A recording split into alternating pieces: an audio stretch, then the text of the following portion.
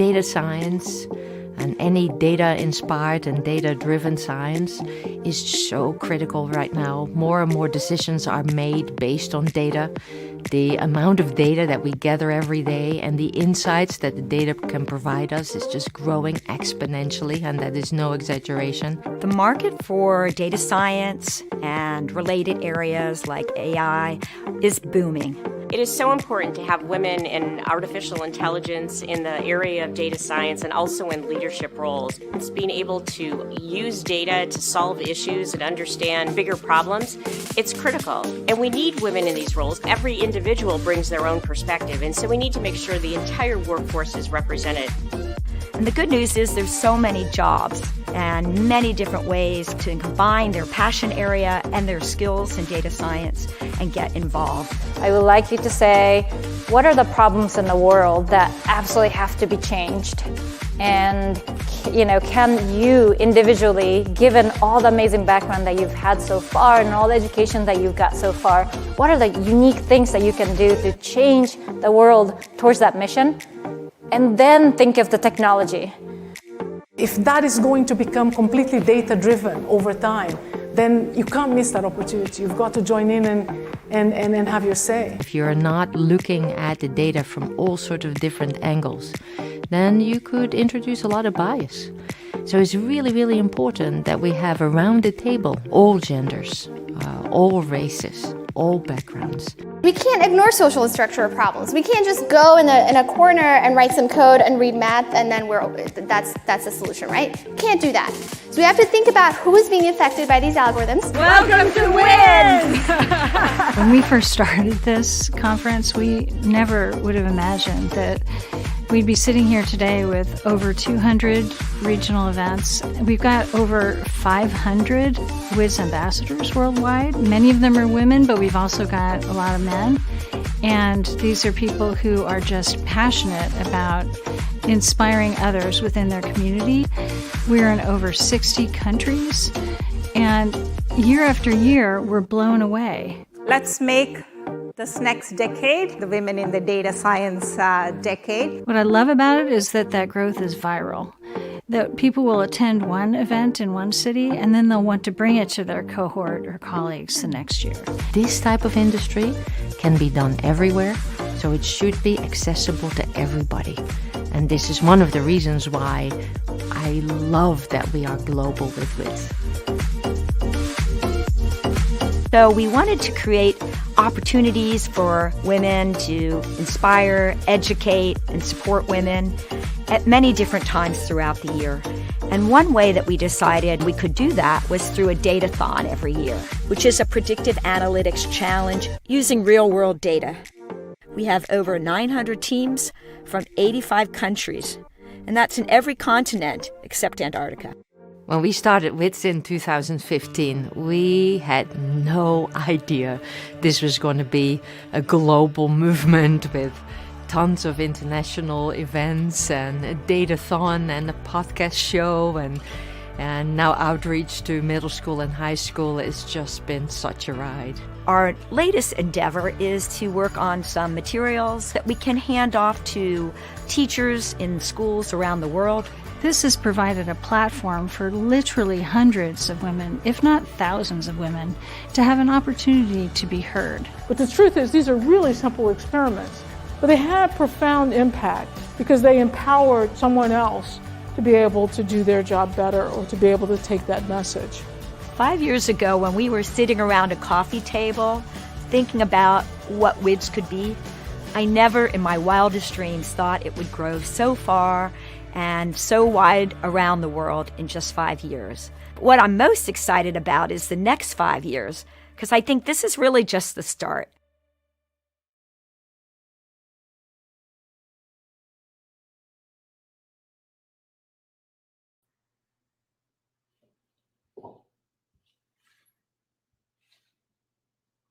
بسم الله الرحمن الرحيم. أحب بس أتأكد أولاً صوتي واضح؟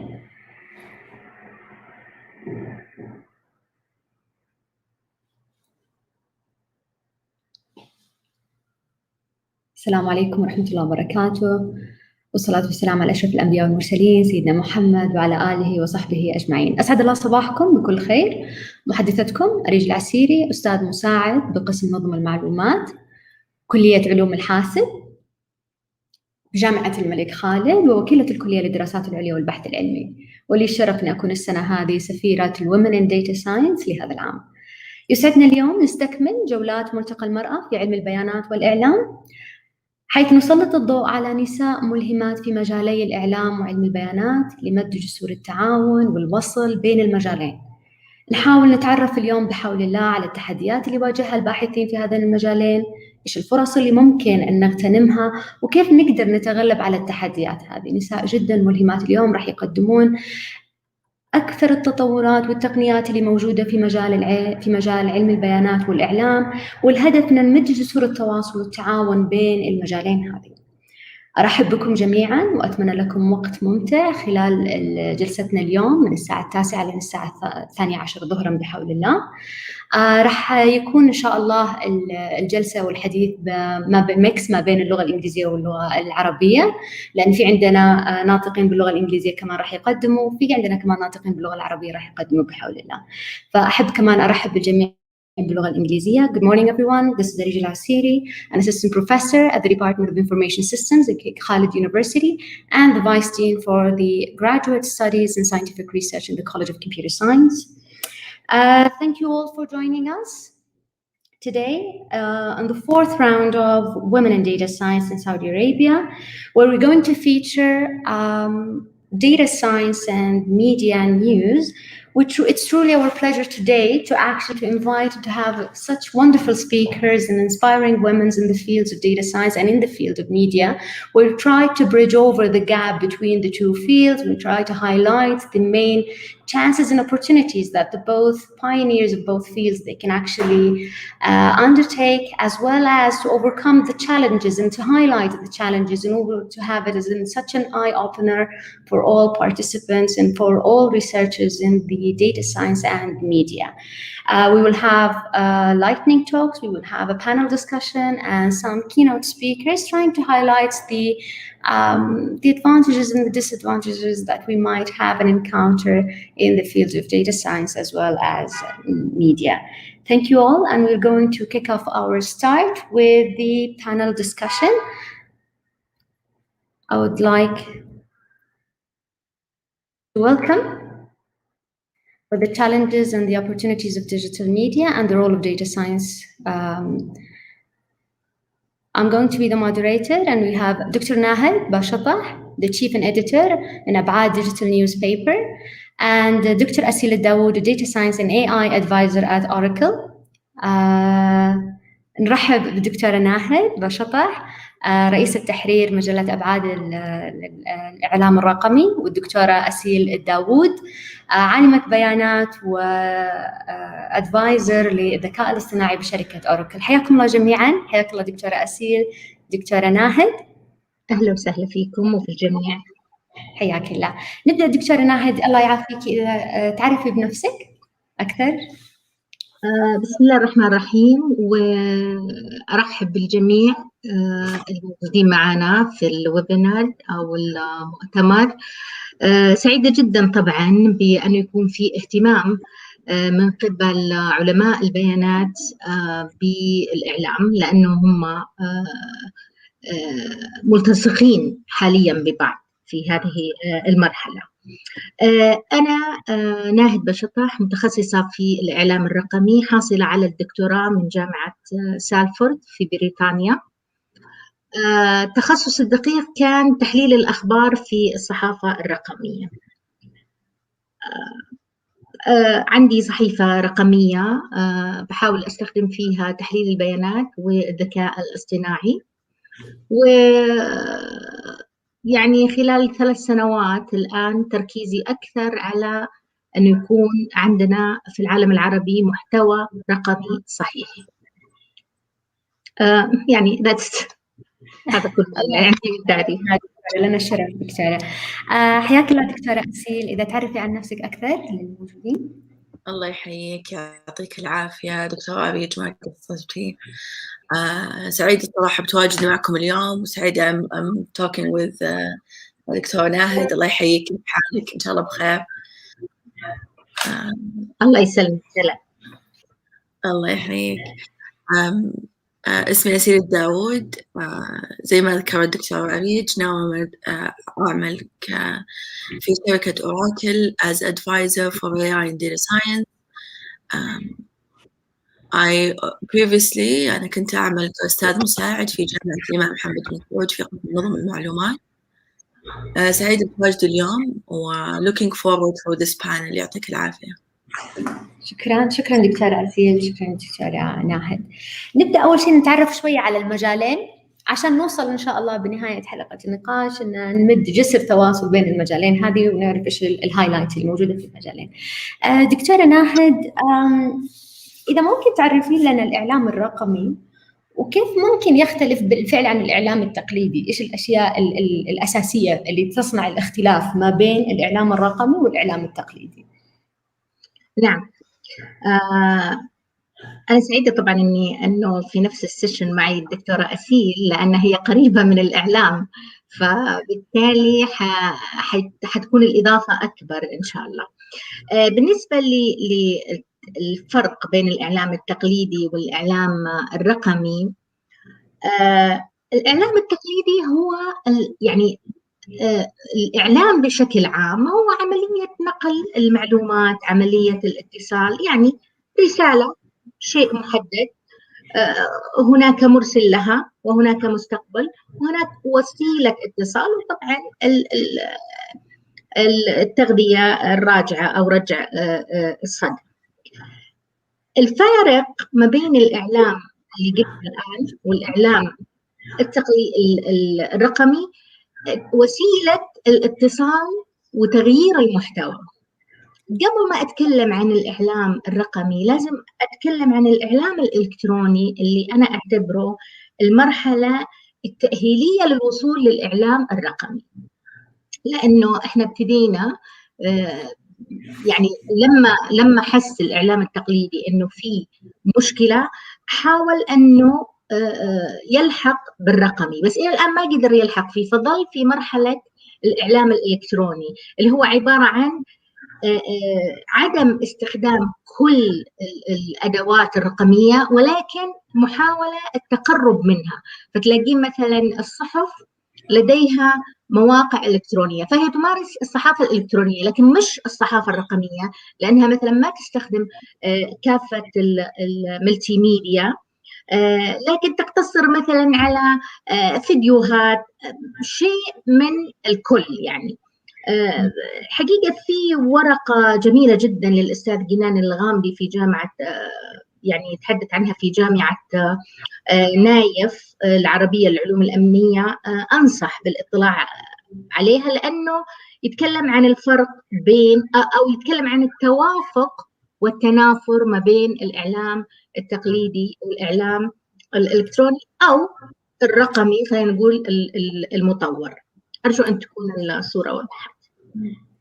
دكتورة، إذا ممكن تستطردي لنا في الفرق، يعني أنت وضحتي إنه أساساً حتى في فرق ما بين الإعلام الإلكتروني والرقمي، إذا ممكن توضحي لنا إياها أكثر، إيش العامل الفارق لما أنا أقول والله هذا إعلام رقمي وهذا إعلام إلكتروني فقط؟ نعم، الإعلام الإلكتروني زي ما قلت لك هو المرحلة المتطورة من الإعلام التقليدي، لكن لم يصل إلى مرحلة الإعلام الرقمي. بمعنى يعني أقرب مثال هو الصحف اللي موجودة الآن، الصحف المحلية. الصحف المحلية الآن موجودة في موقع إلكتروني صحيح، لكن لا تستخدم كافة وسائل الإعلام الرقمي. يعني النصوص مثلا ما فيها هايبر لينك اللي هو الارتباط التشعبي، المحتوى ما في فيديوهات يعني متعلقة بنفس القصة الخبرية. الفيديوهات اللي موجودة الآن في معظم الصحف الإلكترونية المحلية هي عبارة عن مكتبة فيديوهات. احنا نتكلم عن فيديوهات related للقصة الخبرية، هذا مش موجود الآن. فالإعلام الرقمي يعني واسع أكثر من الإعلام الإلكتروني اللي موجود الآن. عفوا. الإعلام الرقمي منتجاته واسعة، يعني ممكن تلاقي وسائل ترفيه، ألعاب، ممكن تلاقي إعلانات،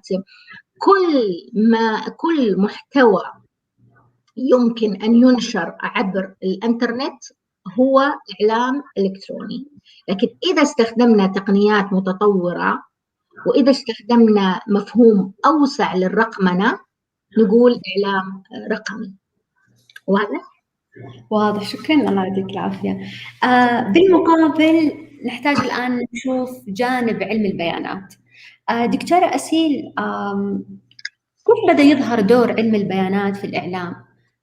إيش التقنيات وليش صار أساساً في عندنا اهتمام في علم البيانات إن نشوف المحتوى الإعلامي أو الرقمي أو الإلكتروني؟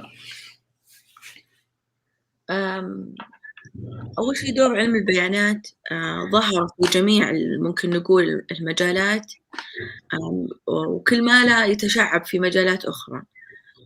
في البداية ممكن بدأ في المجال التقني، يعني يقدر يخدم نفسه بنفسه.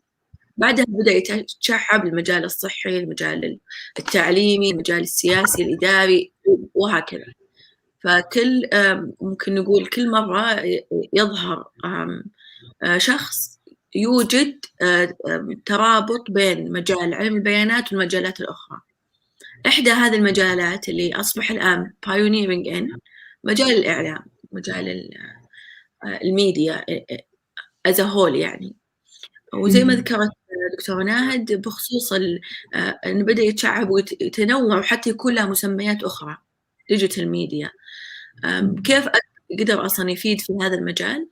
أول شيء أصبح يحسن من طبعا هو مجال علم البيانات لما يدخل في أي إحدى المجالات الأخرى فهو طبيعته يحسن من ممكن نقول الأمور اللي أو التشالنجز أو التحديات اللي يمر فيها هذا المجال، يطور بعض التقنيات اللي تنعمل، وأيضا ممكن نقول automate البروسيس أو أتمتت العمليات اللي تصير. فبدال مثلا البحوث اللي أو ممكن نقول المواضيع الإخبارية قبل ما تنشر في مدقق، ممكن أنا automate أو أنا وأتمت مرحلة التدقيق بحيث أن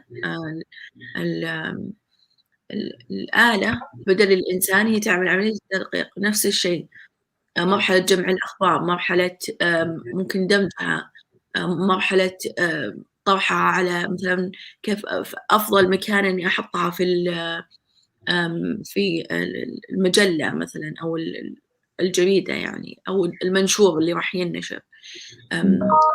كانت في دروس أيضا أو ممكن نقول بحوث تتكلم عن صياغة الخبر نفسه، كيف أنا أصيغ الخبر بحيث إنه يكون أن الناس تضغط على الرابط وتدخل وتشوف الخبر هل هو جاذب للأشخاص أو لا.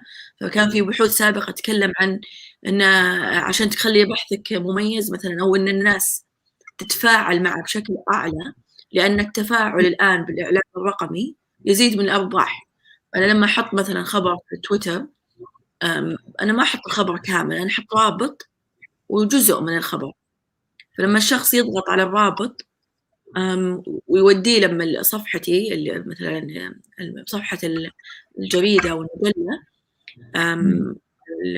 فالويب سايت يعني، فإن هذا يزيد الريفينيو.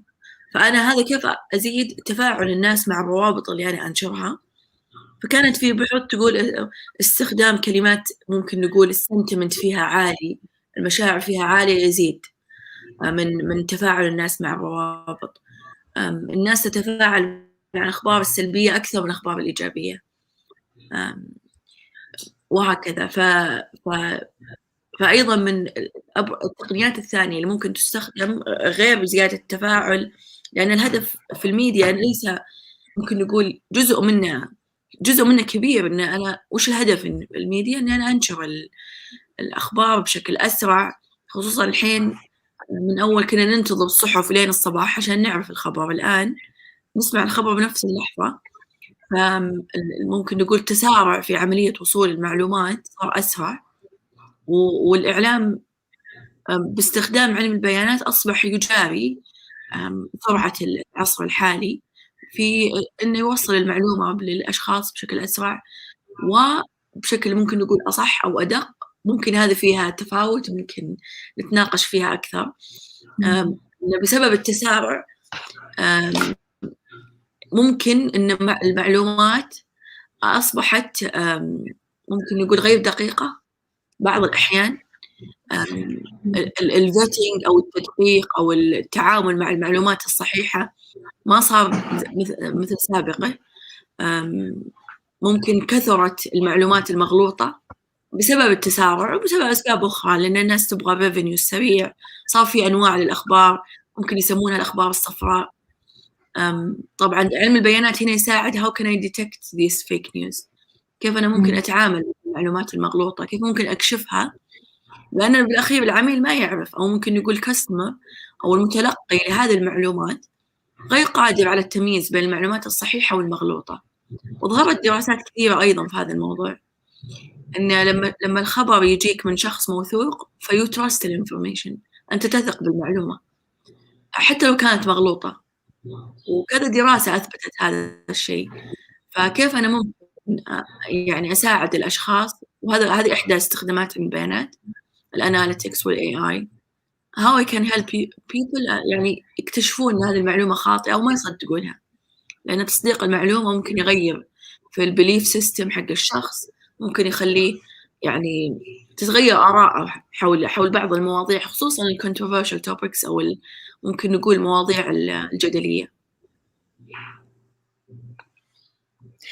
فإحنا دكتورة يعني يتجاوز مجرد إنه تحليل نصوص باستخدام مثلا تقنيات معالجات اللغة الطبيعية البسيطة، أو الأهداف والمأمول أكبر بكثير من اللي مجرد أنا أحلل نص أو إني أكتشف أشياء معينة فيه، من الواضح من كلامي. دكتورة ناهد، الآن بالمقابل يعني أصبح الآن في تحديات يعني يواجهها الإعلام الرقمي. يعني إذا الله يسعدك توضحي لنا أبرز التحديات اللي موجودة الآن حاليا في الإعلام الرقمي، إيش المشاكل اللي يواجهها؟ نعم، قبل ما أتكلم عن التحديات أبغى أأمن على كلام الدكتورة أسيل، خاصة فيما يتعلق بالجزئية اللي شرحتها. يعني أنا بحاول أنه الكلام العلمي اللي تقوله أطبقه أنا مهنيا، لأنه أنا أشتغل بمهنة الإعلام الرقمي. قالت جزئية مرة مهمة وطبعا غائبة عن خلينا نقول عن الصحافة حاليا، يعني نتكلم عن الصحافة في الخليج طبعا والسعودية.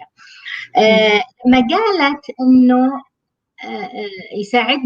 تساعدنا البيانات أو علم البيانات على إنه نعرف الخبر اللي نقدر نخليه أكثر تفاعل.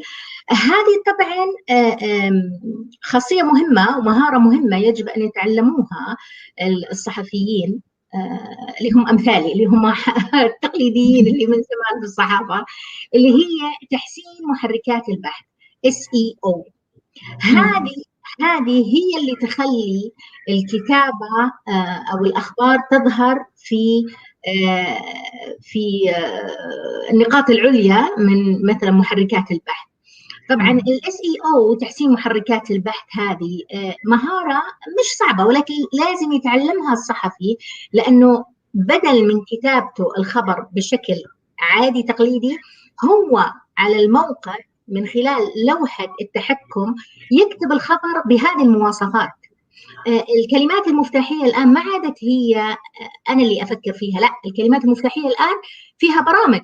يعني مثلا أنا بكتب خبر مثلا عن مؤتمر اليوم، في برامج ترشح لي إيش أكثر الكلمات المفتاحية اللي أستخدمها في الخبر. طبعا هذه خاصية غائبة تماما في صحفنا في الخليج.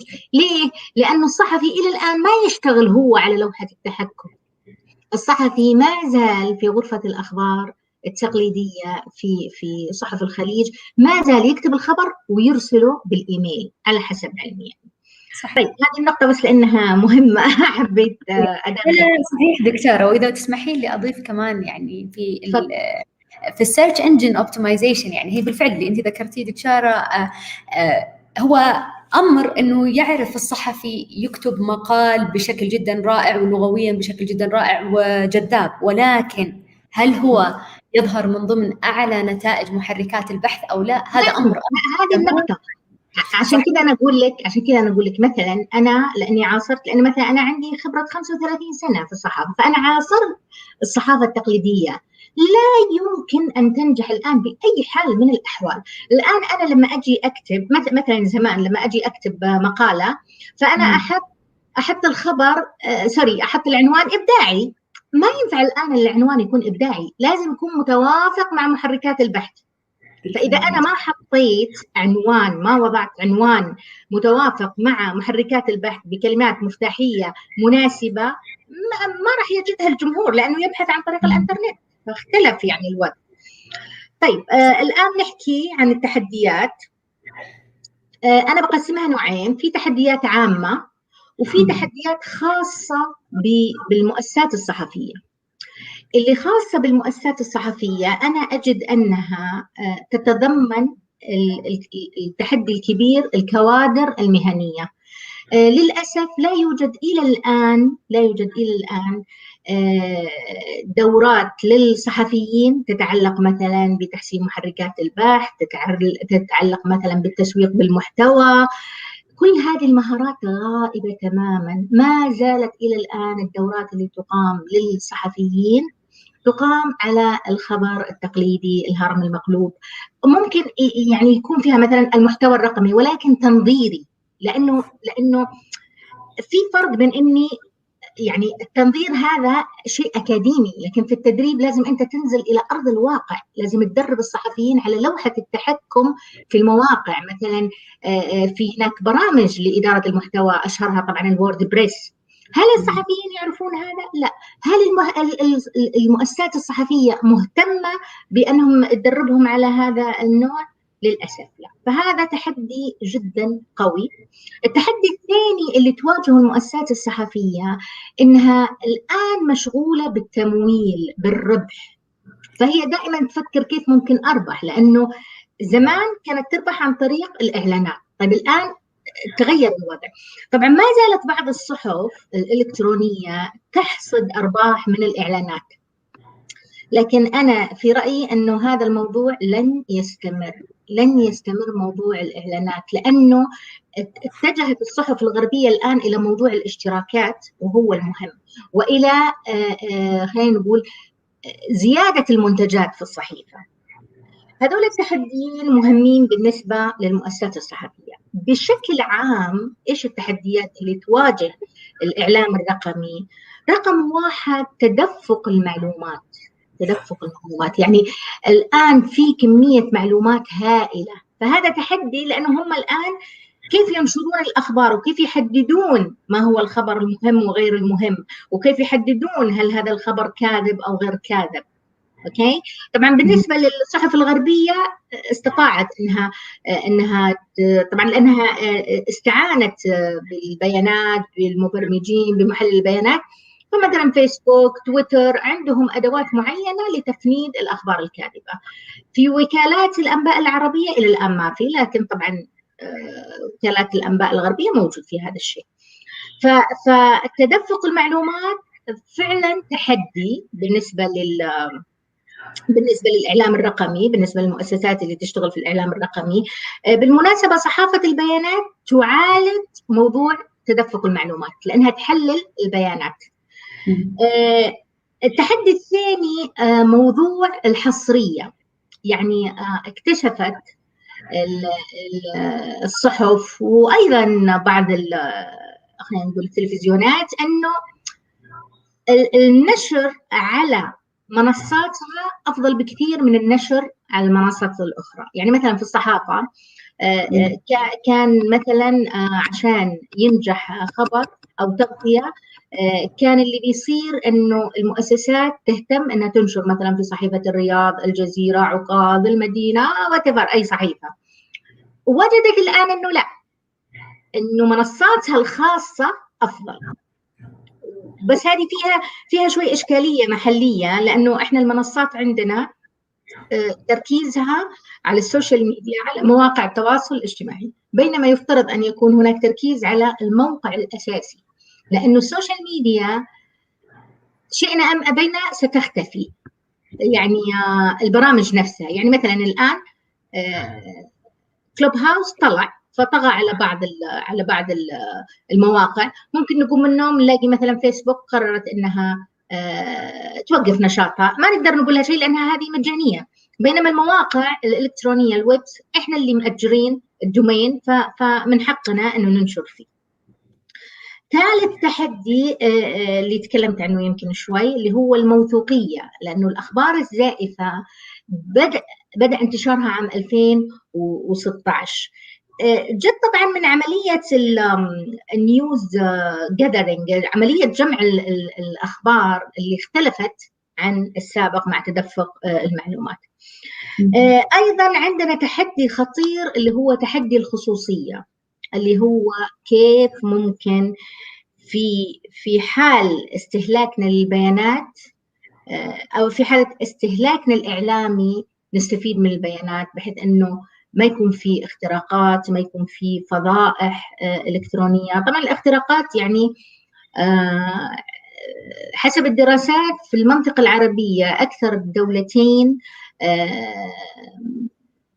متزايد فيها الاختراقات هي الإمارات والسعودية، ولذلك نرى الدولة اهتمت جدا بموضوع الأمن السيبراني. هذه اللي أقدر أقول يعني أكثر شيء تحديات بشكل عام تواجه الإعلام الرقمي. الله يعطيك العافية دكتورة. فإحنا يعني بس عشان نلخص إنه كان عندنا تحديات على مستوى المؤسسات وتجهيز الكادر المؤسسات الصحية، وعندنا التحديات اللي يخلقها أساساً طبيعة الإعلام الرقمي وأننا نتعامل مع بيانات رقمية أساساً. صحيح. خليني لو سمحتي خليني بس أضيف دراسة الحقيقة اطلعت عليها، جميلة الدراسة اللي عملها جاريت بريتس. هذا باحث في الإعلام الرقمي، عمل دراسة جميلة جدا صراحة. قال أنه الإشكالية ابتدأت من انخفاض توزيع الصحف. طبعا في الغرب 1950 بدأ الانخفاض، لكن ستيل الإعلانات موجودة. بعدين لما جاء الإنترنت وبدأ الناس يستهلكون الإنترنت بشكل كبير، عام 2000 تراجعت عائدات الإعلانات في صحف أوروبا تراجع خطير. في هذا العام عام 2000 أذكر أنه عندنا أكاديميين تحدثوا عن هذه الإشكالية، منهم الدكتور محمد الحيزان، منهم الدكتور سعود كاتب، منهم الدكتور إبراهيم البعيز. كل هذول قالوا بأنه هناك شيء خطير سيحدث. لاحظ إحنا نتكلم كلامهم هذا كان عام 2000، إحنا الحين 2021. الشاهد أنه 2019 عندنا بالسعودية الشركة الوطنية الموحدة للتوزيع أعلنت أنها حتوقف توزيع الصحف في بعض مناطق المملكة، وهذا يعني إعلان صريح بأن هناك تحدي وهناك إشكالية. الدراسة اللي أعدها جاريت بريت يقول أنه في تحدي كبير. أيضا وكالات الأنباء عندها تحدي كبير اللي هو عملية تحديد الأخبار، وزي ما قلنا جمع الأخبار. هو يقترح هذا الباحث أنه نركز على استراتيجيات الرقمنة digital first، بمعنى أنه أستخدم السوشيال ميديا وأركز على المهارات الرقمية. يعني أنتج مش أخبار فقط، أنتج ألعاب، أنتج إعلانات، أنتج مواد تسويقية، أحاول أتعاون مع المنافسين. وبالمناسبة كانت وزارة الإعلام اقترحت أكثر من مرة على الصحف أنها تعمل اندماج. يعني البنوك ما شاء الله فهموا الموضوع وعملوا اندماج، لكن الصحف إلى الآن ما تبغى تفهم موضوع أنه التعامل مع المنافسين أفضل من المنافسة في هذا العصر. الله يعطيك العافية دكتورة. دكتورة أسيل، قبل ما نتكلم عن التحديات في المحتوى الرقمي نفسه، هل من تقنيات إحنا ممكن نصل فيها لمواجهة التحديات اللي يواجهون الصحفيين واللي ذكرتها الدكتورة ناهد في الإعلام الرقمي، أي من التقنيات، أو مباشرة ممكن نتكلم في التحديات دكتورة؟ طبعا يعني في تحديات ممكن نقول تواجهها التقنيات في معالجة المحتوى متعددة. من أولها أن اللغة العربية زي ما ذكرت الدكتورة ناهد، التحديات اللي يواجهها الإعلام الرقمي في الغرب أو باللغة الإنجليزية التعامل معها أصبح الآن سهل. they developed أو ممكن هم أنشأوا تقنيات تساعد في معالجة المحتوى الإعلامي باللغة الإنجليزية. ممكن كشف ممكن نقول أخبار الزائفة، كشف المصادر اللي ممكن أنها تظهر المعلومات بشكل خاطئ. لكن إحدى أهم وأكبر التحديات اللي نواجهها إحنا ممكن نقول كمتحدثين لغة أخرى، اللغة العربية صعب التعامل معها. أولاً طريقة كتابة اللغة مختلفة، اختلاف اللهجات، وممكن هذا نتغاضى عنه قليلاً في مجال الإعلام، لأن غالباً اللغة اللي تستخدم في مجال الإعلام ممكن نقول نسميها اللغة العربية الفصحى. لكن في بعض القنوات الإعلامية ما زالت تستخدم ممكن نقول لهجات مختلفة، فالتعامل مع اللهجات هذا يصعب عملية معالجة اللغة. فهذه إحدى أهم التحديات، اللي هي أنا كيف ممكن أتعامل مع اللغة العربية بطريقة تسهل لي التعرف على المصداقية، على المصدر، هل هو صحيح أو لا. هذا من إحدى أهم التحديات. التحديات الثانية اللي هي إن يكون عندي أصلاً أساس لي في هذه التقنيات. أول نقطة يعني مثلا لو أنا بس أبسط شيء نتعامل معه في مجال علم البيانات، إني أنا أفرق بين ممكن نقول الكلمات الإيجابية والسلبية. هذا ممكن نقول أبسط شيء ممكن يكون في مجال معالجة اللغة الطبيعية، يعني نسميه sentiment analysis. أنا عشان أقسم ممكن أقول هذا خبر إيجابي أو هذا خبر سلبي. طبعا التقسيمة هذه تساعدني في أشياء مختلفة ومتعددة. يعني الهدف منها ممكن يكون عشان أتعرف هل هذا الخبر ممكن يتكلم في موضوع معين. مثلا أقول أخبار رياضية دائما إيجابية، الأخبار السياسية دائما سلبية، أو عشان أعرف إيش اللي يزيد التفاعل. يعني أنا أقسم الأخبار إلى تفاعلية وغير تفاعلية، بعدين أقسمها داخل التفاعلية هل هي إيجابية أو سلبية، بعدين أقارن هل الأخبار التفاعلية دائما اللي تتفاعل مع الناس هل هي إيجابية أكثر أو سلبية أكثر، وهكذا. في تقنيات هذه بس فقط المقارنة، طبعا مقارنة فقط المشاعر، ممكن نقول مو بمشاعر، ممكن نقول نوع الخبر هل هو إيجابي أو سلبي. في اللغة العربية لا يوجد أساس أو ممكن نقول تول أو أداة تساعد على هذا النوع من المعالجة. فيه ممكن نقول جهود فردية، لكن ما في جهود ممكن نقول موجودة الآن أنا ممكن ثابتة أو ممكن عامة تشمل جميع الدومينز. أغلب الجهود فردية أو ممكن تصب في دومين معين، لأن غالباً الأشخاص اللي تبني هذه الأنظمة أو ممكن نقول البرامج المتعلقة بالتحليل السنتمنت والمشاعر تكون مختصة بدومين معين، بمجال معين. ومجال الأخبار أو مجال الإعلامي يضم جميع الدومينز وجميع المجالات، فنحتاج إني يكون عندي سيستم أو نظام يحلل الأخبار لجميع الدومين، ما يكون الدومين سبيسيفيك، يكون يعني open domain. فهذه أيضا إحدى التحديات اللي ممكن لو نطبقها على الأذر technologies. يعني أنا بس جبت مثال واحد اللي هو sentiment analysis، وهو يعتبر أبسط شيء. بتحليل اللغة الطبيعية إحنا عندنا تحليل المشاعر، تحليل الآراء. أنا ممكن حتى آخذ الأخبار وأقسمها مثلا إلى إيش الآراء المطروحة داخل الخبر، خصوصا في التدقيق على الأخبار. يعني مثلا أنا يكون عندي خبر مكتوب في قالة هذا الشخص قال كذا وهذا الشخص قال كذا داخل الخبر.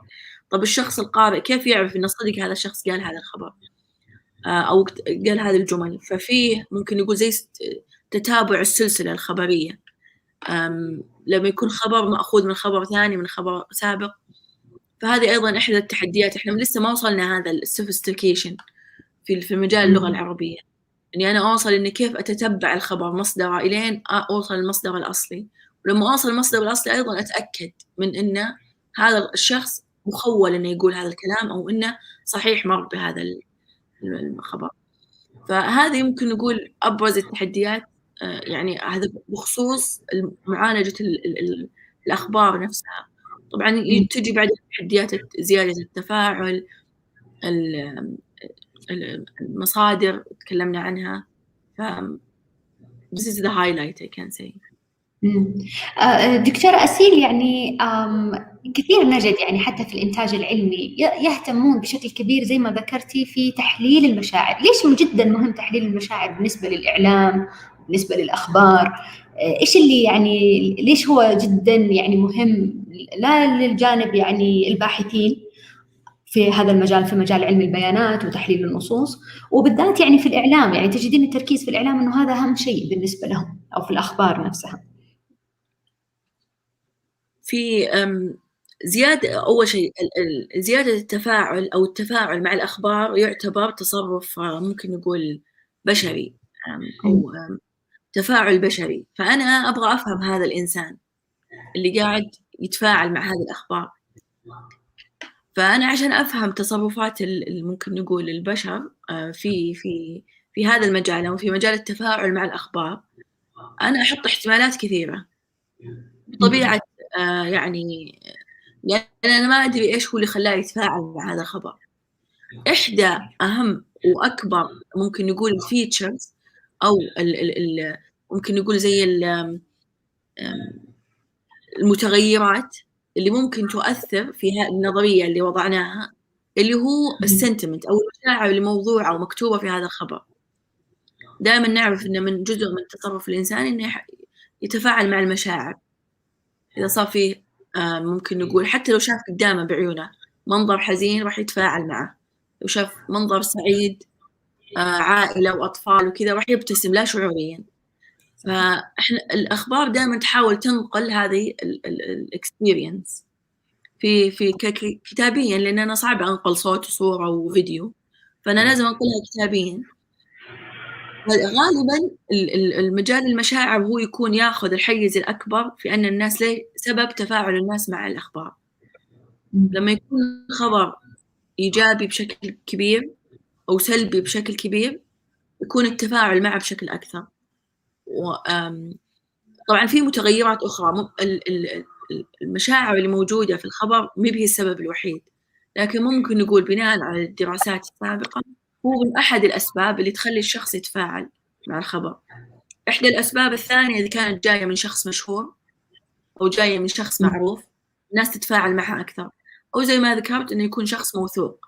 يعني مثلا لما نفس الخبر أشوفه صديقتي مسويت له ريتويت وشخص ما أعرف مسوي له ريتويت فمثلا إيش ممكن أنا أتفاعل معه أكثر أو ممكن أصدقه أكثر؟ الخبر طبعا اللي صاحبتي مسويت له ريتويت. فعشان كذا المشاعر جدا يتحدثون عنها أو يحاولون يحللونها بشكل كبير في المجال الإعلامي، لأنه لقوا correlation جدا عالي بين الخبر وبين مدى كمية المشاعر الموجودة فيه. الله يعطيك العافية دكتورة أسيل. هذا يعطينا الآن يعني لازم الحين نشوف إنه كيف طب تأثير الإعلام الرقمي الآن على المجتمعات. فلو دكتورة ناهد، يعني زي ما قلت سرعة تدفق المعلومات ويجي في معلومات مغلوطة، طب قديش تأثير اللي ما يتداول الآن في الأخبار على مواقع مثلا التواصل الاجتماعي أو حتى على مواقع الأخبار سواء كانت مغلوطة أو موثوقة بالفعل، قديش هي تؤثر على المجتمعات؟ شوفي، أنا مش هأكون مثل الصحفيين اللي أو الكتاب اللي يتحدثون عن سلبيات مواقع التواصل الاجتماعي أو السوشيال ميديا فقط. أنا بحاول أكون حيادية، بحكي عن الإيجابيات وعن السلبيات. أوكي؟ إذا بدينا في الإيجابيات، فمواقع التواصل الاجتماعي ما في شك أنها أعطتنا أشياء مهمة. يعني على سبيل المثال صار في عندك مشاركة في الاهتمامات ما بين الناس من النواحي العلمية، فصار في تعزيز للإنتاجية العلمية. أنا أتكلم على استخدام مواقع التواصل الاجتماعي بشكل إيجابي، بعدين حأتكلم عن الناحية السلبية. فرقم واحد، الناس اللي مهتمين بالمشاركة العلمية ما في شك أنها ساعدتهم من خلال معرفة الاهتمامات، من خلال التواصل. أيضا كمان في نقطة مهمة إيجابية، مواقع التواصل الاجتماعي أعطت الحرية للناس في أنهم يعبرون عن كل ما يودون التعبير عنه. أيضا صار في تواصل بدون حدود الجغرافية، تقدرين تتواصلين مع كل أنحاء العالم. أيضا شركات كثير تستخدم التسويق الإلكتروني من خلال مواقع التواصل الاجتماعي، فهذا أيضا عزز القوة الاقتصادية. أيضا مواقع كثير على سبيل المثال لينكدإن مثلا ومواقع أخرى كثير ساهمت في تقليل البطالة. يعني في عندك استبيان لشركة كارير بيلدر، هذه عملته 2016 عن التوظيف، اتضح أنه 60% من أصحاب العمل يلجؤون لمواقع التواصل الاجتماعي، 19% يختارون الموظف من خلال المعلومات اللي منشورة عنه في مواقع التواصل الاجتماعي. فهذه إيجابيات مواقع التواصل الاجتماعي. نجي للجزئية السلبية اللي هي طبعا أصعب شيء زي ما قلنا، نشر الإشاعات والأخبار الكاذبة، لكن مش هي السلبية الوحيدة. أيضا عندك مشكلة التواصل الناقص، لأنك أنت ما تتواصلي مع الناس فيس تو فيس، فبالتالي عملية التواصل ليست كاملة. أيضا بيعمل مشاكل بين الناس لأنه في صعوبة في إيصال المشاعر من خلال النص، وأكثر شيء يصير واضح في الناس اللي تختلف اختلافات كبيرة في مثلا تويتر أو الواتساب، وبعدين يتطور الموضوع ويصير تنمر إلكتروني. أيضا في سلبية على الجانب الصحي، في نوع من الكسل، في عدم النوم الكافي، اضطرابات النوم أكيد زادت بسبب مواقع التواصل الاجتماعي. أيضا في تأثير سلبي على العلاقات الأسرية، في انتهاك للخصوصية. نلاحظ الناس اللي تنشر الآن فيديوهات عن حياتها الخاصة، ما كان طبعا قبل وجود مواقع التواصل هذه موجودة. كمان مواقع التواصل أعطتنا عادات سلبية، يعني تلاحظين مثلا في بعض الناس قد يستخدمونها وهم يقودون السيارة، وهذه طبعا عادة مرة خطرة. أيضا تلاحظين أنه صار في إهمال للمتحدث، لأنه هو ممكن يتحدث والثاني مشغول بشيء آخر. ففي مجموعة من العادات السيئة، لكن نشر الإشاعات والأخبار الكاذبة هو اللي أقلق العالم الغربي، وعشان كذا حاولوا من خلال المبرمجين أنهم يوصلوا إلى حلول لتفنيد الأخبار الكاذبة. وحقيقة أنا يعني تو نشرت تغريدة بتويتر، أبي الصحفيين يعني يشاهدوا هذه الجلسة، مو عشاني، هم ربعي يعني يعرفوني، بس عشان كلام الدكتورة أسيل مهم جدا جدا. يجب أن يعي الصحفيون أنه هذه المرحلة هي مرحلة البيانات حتى يستطيعوا أن يطوروا المحتوى.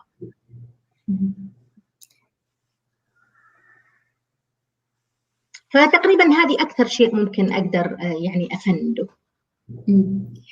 هو دكتورة ناهد، يعني الآن فتأثيره على المجتمع مش مجرد أنه أصبح أنه وصول الخبر بشكل جدا سريع، ولكن أصبح فيه تأثير سلبي على وصول الأخبار حتى الكاذبة وتفاعل الناس معها بشكل جدا سريع. هذا تأثير السلبي حتى على صعيد نفسي أتخيل إلى حد كبير، لأنه إحنا قاعدين نتكلم عن نشر الإشاعات والأخبار الكاذبة. شوفي يعني أنا وفي ناس مثلي تلاقينا مثلا ندخل الواتساب بس عشان نلفت نظر الناس أحيانا إنه يا جماعة الخير أنتوا حاطين خبر مجتزأ من تويتر، أنتوا حاطين خبر من موقع أو من حساب يعني مش غير رسمي، ممكن يكون حتى باسم مستعار.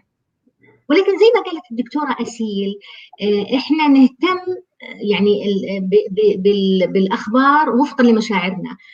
أتذكر كمان إني طلعت على دراسة تقول إنه يعني التفاعل الأكبر مع الأخبار هي الأخبار اللي تكون ضد قيمك. أحيانا شلون يجيني خبر مثلا أنا مؤمنة بالإخلاص في العمل، فيجيني خبر انه شخص مثلا سرق من مؤسسته، على طول اعمل فورورد، على طول انشر هذا الخبر. لاحظتي؟ فعمليه تداول الاخبار كمان احنا نقع فيها، وهذه جزء من اشكاليه السوشيال ميديا، نقع فيها من غير ما نفكر قبل ما نتداول اي خبر او اي معلومه. ما الهدف من التداول؟ هذا واحد. وهل المعلومه صحيحه او لا؟ احنا عندنا يعني في الصحافه حتى التقليديه من قبل ما يكون في الاعلام الرقمي كان الخبر اكثر من عامل. يعني انا ما اقدر اقول انه هذا الخبر جيد لمجرد انه خبر، لا، يعتمد مثلا على الهدف، يعتمد على المصادر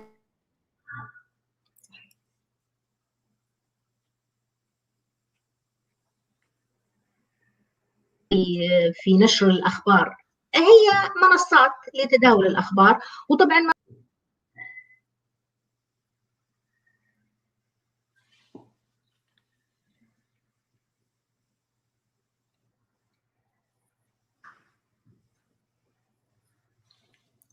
أتوقع كان في مشكلة في الاتصال عند الدكتورة ناهد. إذا ممكن بس المنسقة معنا منصة عطاء، الله يعطيك العافية، بس تتواصل معاها تشوف الإشكالية. ناخذ الحديث شوية مع الدكتورة أسيل.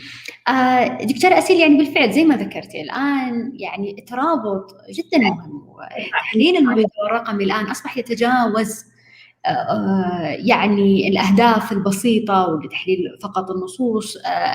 حياك الله دكتورة. وصل الاتصال عندك شوية، أكيد لازم هذه مشاكل التقنية.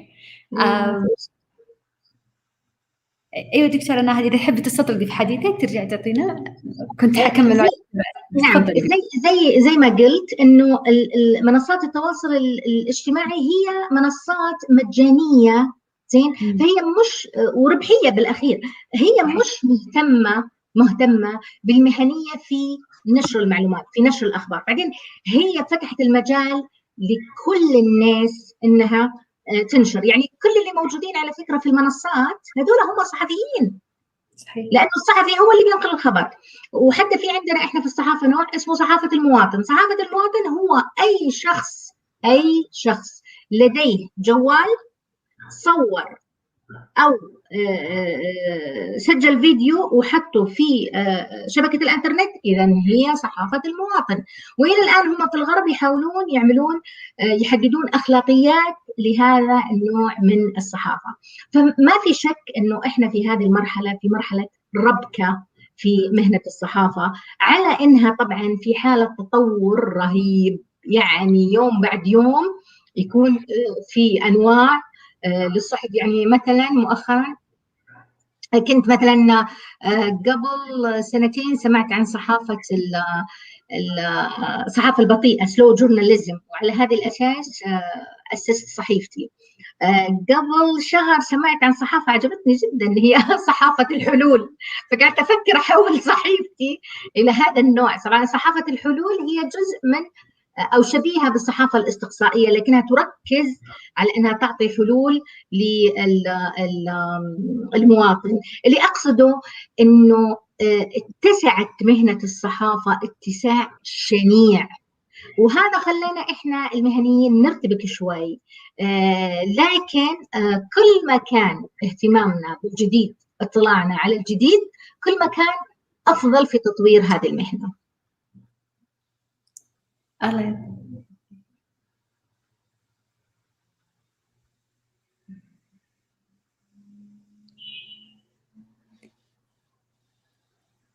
الله يعطيك العافية دكتورة. بالنسبة الآن يعني دكتورة أسيل، شفتي زي ما ذكرت الدكتورة ناهد، يعني أصبح بالفعل تحليل المحتوى يتجاوز مجرد أني أنا فقط، لأنه كثير عندهم انطباع أنه مثلا في تحليل المشاعر وفي تحليل الآراء أنه فقط أنا أشوفه كإيجابي وسلبي عشان أشوف انطباعات الناس لي مثلا لخدمة معينة أو لمنتجات معينة وغيرها. فالموضوع يعني أصبح جدا متشعب وعواقبه أكبر من مجرد أنه فقط أنا بأحلل النصوص، والاحتياج في الصحافة وفي الإعلام وفي الأخبار أصبح جدا كبير. لكن فيه فجوة أكيد ما بين المجالين. فدكتور أسيل، من وجهة نظرك أنت، إيش المأمول وإيش اللي علماء البيانات واللي جايين من جانب العلوم الحاسب الآلي وتحليل النصوص وعندهم الجانب التقني جدا رائع، إيش يأملون وإيش يتمنون من صناع المحتوى الرقمي؟ إيش المشاكل اللي يواجهونها، وكيف ممكن صناع المحتوى الرقمي من الصحفيين وغيرهم ممكن يساعدونا عشان بالفعل نقدر نتجاوز الفجوة والفراغ اللي بين المجالين هذا؟ أتوقع اللي ممكن نفتقده كعلماء بيانات دائما، عالم البيانات يفتقد الإكسبرتيز in a certain domain. زي ما ذكرت، علم البيانات أصلا ممكن إنه يدخل في أي مجال، لكن لما يجي مجال معين، خبرة معينة يفتقدها دائما. فدائما أنا أذكر الناس اللي ممكن تخصصاتهم مختلفة، يجوني ناس تخصصهم لغة عربية أو حتى تاريخ وجغرافيا، أقول بالعكس، أنتم الأساس اللي ممكن بناء على علمكم هذا اللي أنتم درستوه ممكن تدخلون مجال علم البيانات وتدمجون خبرتكم السابقة ومجالكم العلمي السابق مع مجال علم البيانات، لأن هذا يعطيكم أساس قوي جدا. إحنا اللي خلفيتنا تقنية غالبا نفتقد الإكسبرتيز دومين، بحيث أن الشخص يكون عنده فهم لهذا المجال العلمي، قادر على أنه يستقرأ النتائج المستخرجة. في المجال الإعلامي لما يجيني شخص ما شاء الله عنده خبرة سابقة في مجال المحتوى الإعلامي، في مجال مثلا صناعة الأخبار، يعرف إيش يشد الشخص أكثر، يعرف كيف يربط الكلمات مع بعض. عالم البيانات ما عنده الخبرة في ممكن نقول مثلا تراتبية المصادر أو تتابعية المصادر، هذا عالم البيانات ما يقدر يعرفها. يحتاج شخص فاهم في هذا المجال بحيث إنه يقدر يعرف إنه أوكي لما المصدر هذا أخذه من هذا المصدر الثاني وش معناته. طبعا أنا لما أخذ المصدر الأول من المصدر السابق كيف ممكن أكتبه بطريقة مناسبة. لما أنا أكتب هذه الكلمة هل معناتها مثلا لما أكتب إن الشخص هذا قال الشخص كذا، هل هذا معناته إني أنا سمعته أو معناته إني قريته أو معناته إني أخذته من مصدر ثاني؟ يعني لما يقول أنا مثلا وقال متحدث في كذا، فحتى اختيار الكلمات عالم البيانات ما يكون عنده خبرة في هذا المجال. صناع المحتوى الإعلامي هم عندهم الخبرة في ترتيب الكلام، من ناحية أن لما أختار هذه الكلمة فأنا قصدي أن مثلا أنا واثق فيها 100%. مثلا لما أنا أقول لأن في المحتوى الإعلامي اللي أنا بناء على اللي I know it، يعني أن الكلمات لها ممكن نقول مقياس في الثقة أو credibility of the word اللي أنا جبتها. مثلا كلمة أتوقع أو I think ولا it's possible ولا probably، في هذه بعض الكلمات اللي ممكن تعطي عدم وثوق في المصدر أو عدم وثوق بالكلمة نفسها. لكن لما أختار كلمات معينة لها معاني مختلفة. والنقطة الثانية اللي هي المصدر نفسه. أنا لما طريقة اختيار المصادر، كيف أعرف إنه مثلا زي ما ذكر الدكتور نهد سابقا، هل أنا أختار مؤسسة أو منظمة أو شخص؟ كيف طريقة اختياري للمصدر؟ هل هو حساب صحيح، حساب وهمي؟ كيف أنا أعتمد على هذه المصادر في الاختيار؟ فهذه الخبرة العظيمة في المجال الإعلامي من موجودة غالبا عند علماء البيانات، إلا لما يجيك شخص عنده خبرة وبعدين يبني يعني يغير الكارير باث شوي بحيث إنه يتعلم النولج اللي موجودة في علم البيانات، ومن بعدها يقدر إنه يعني يتجانسون يعني الخبرات مع بعض بحيث إنها تطلع بحلول تناسب المحتوى الإعلامي. ممتاز جدا، ممتاز. الله يعطيك العافية دكتورة أسيل.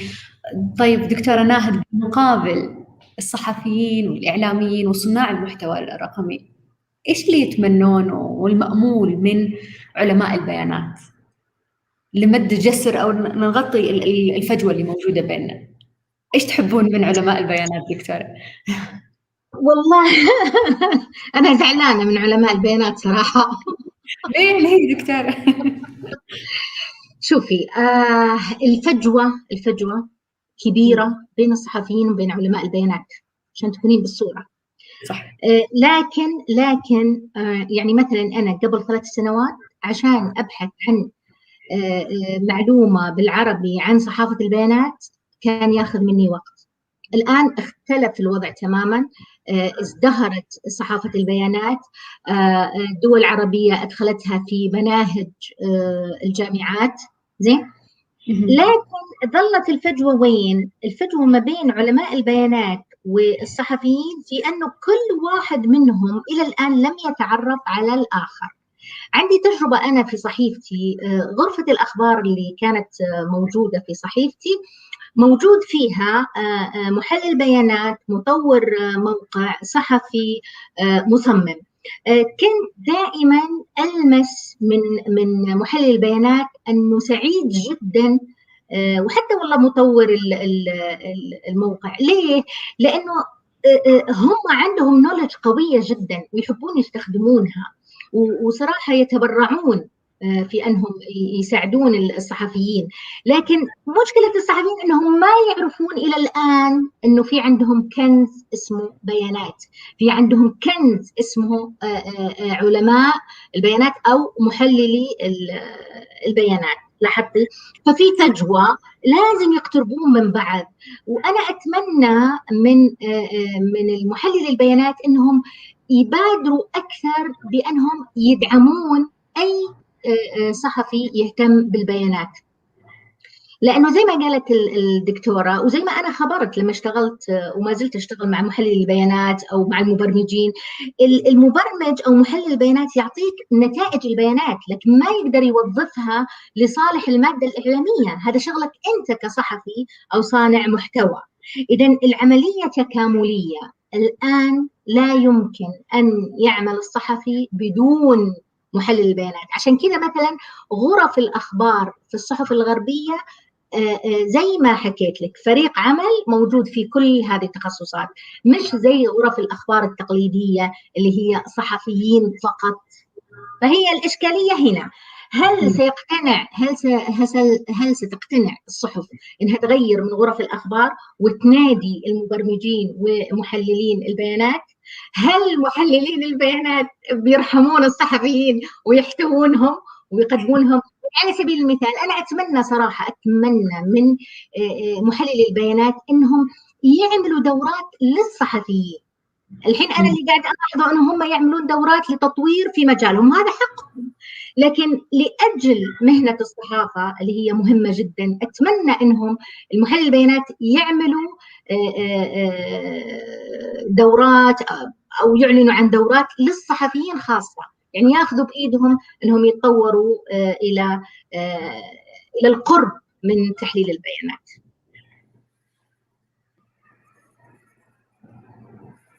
إن شاء الله يسمعوني يسوون دورة. أنا أتخيل بس دورة واحدة أكثر من دورة. أنا قصدي الدكتورة أسيل، إياك أعني وسع يا سارة. شفتي دكتورة هي كذا يعني في الأخير إحنا اللي ما يعني.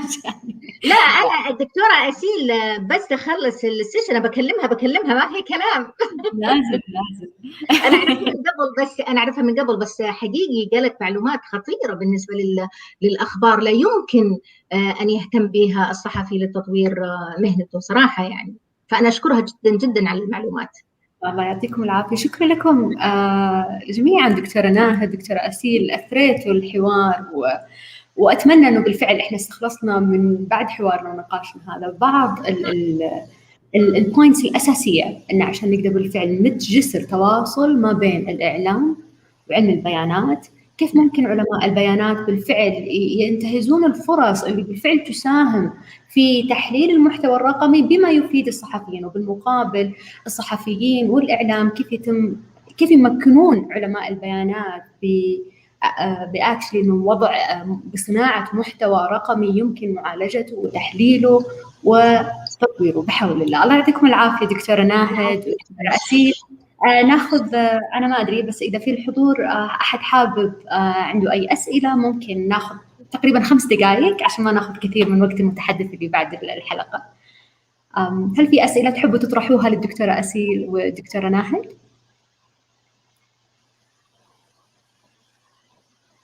أتوقع وصلنا لختامنا إذن ما أشوف أنا أي أسئلة. الله يعطيكم العافية. موجود نقاط التواصل مع الدكتورة أسيل والدكتورة ناهد. يعطيكم العافية وأشكركم جزيل الشكر.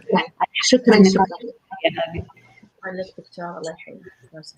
يعطيكم العافية. شكرا لكم. في أمان الله. في أمان الله. ننتقل الآن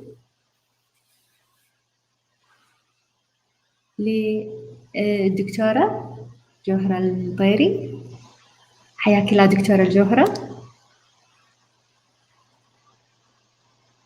شكرا جزيلا لكل حضروا حلقة النقاش. تكملون معنا بإذن الله حديث الدكتورة جوهرة المطيري. حياك الله دكتورة، تفضلي.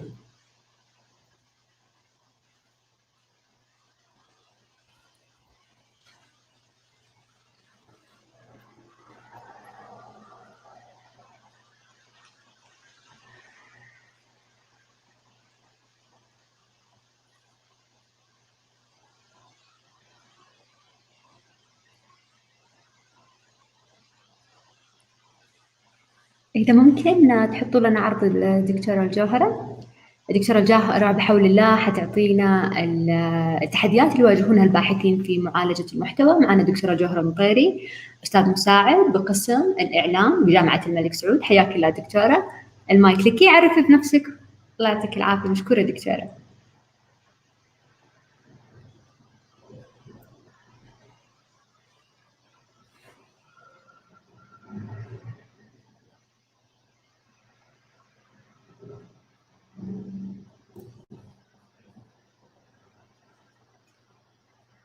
هل في مشكلة دكتورة الجوهرة في المايك؟ إذا ممكن تتأكدين.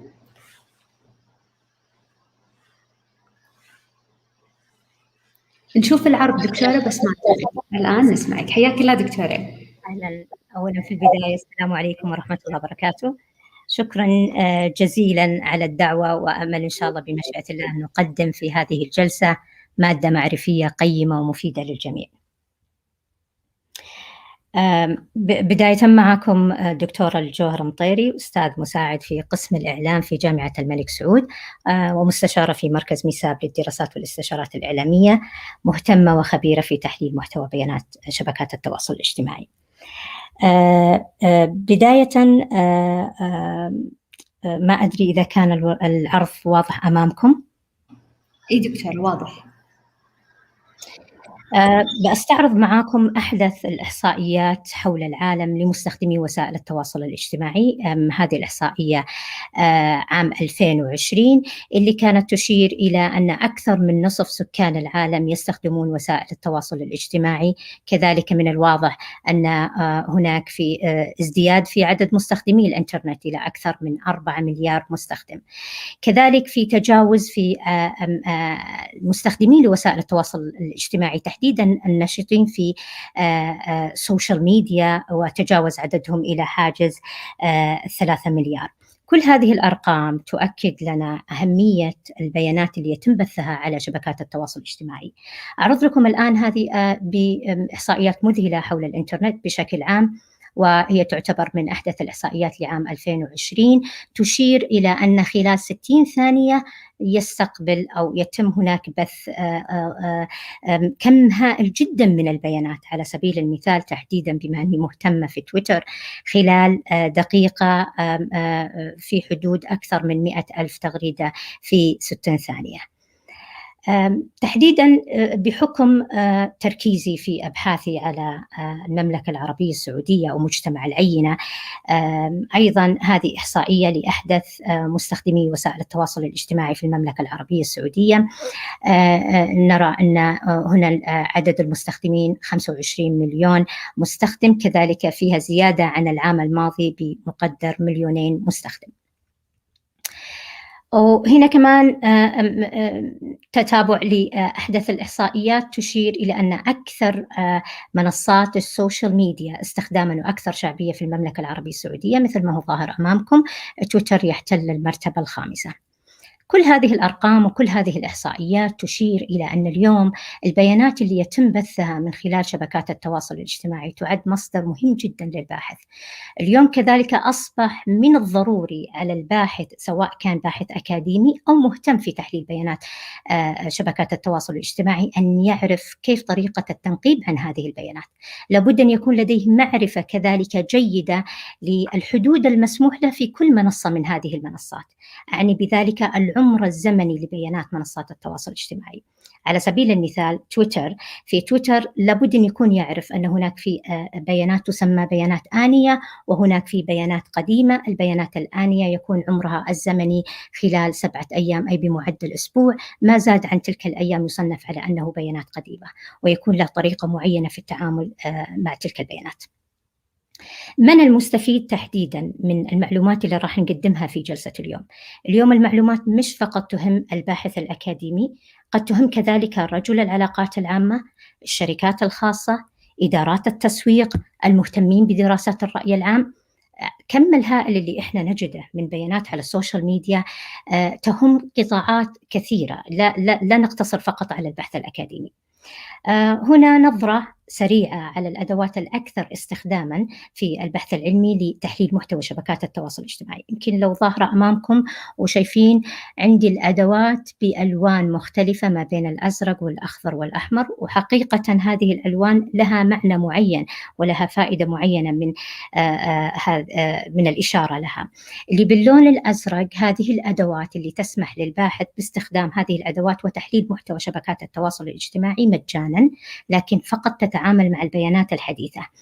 بينما اللي تكون باللون الأخضر فهذه الأدوات تسمح للباحث أن يتعامل مع هذه الأداة في النسخة التجريبية بشكل مجانا، لكن إذا احتاج مميزات أكثر بروفيشنال يحتاج إلى أن يشترك في هذه الأدوات. أما الأدوات اللي باللون الأحمر فهي عادة تكون توتالي مدفوعة للباحث. كل أداة ذكرت أمامها المنصات اللي تهتم في تحليل بياناتها.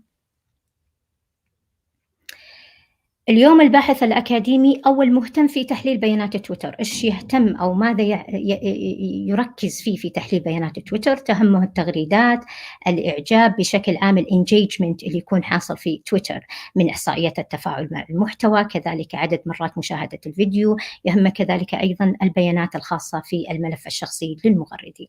هذا فيما يخص تويتر. اسمحوا لي كمان أسرد معاكم أهم منصات السوشيال ميديا وما يجد الباحث سواء كان أكاديمي أو مهتم في تحليل بيانات السوشيال ميديا في البيانات التي تكون مهمة له في عملية التحليل.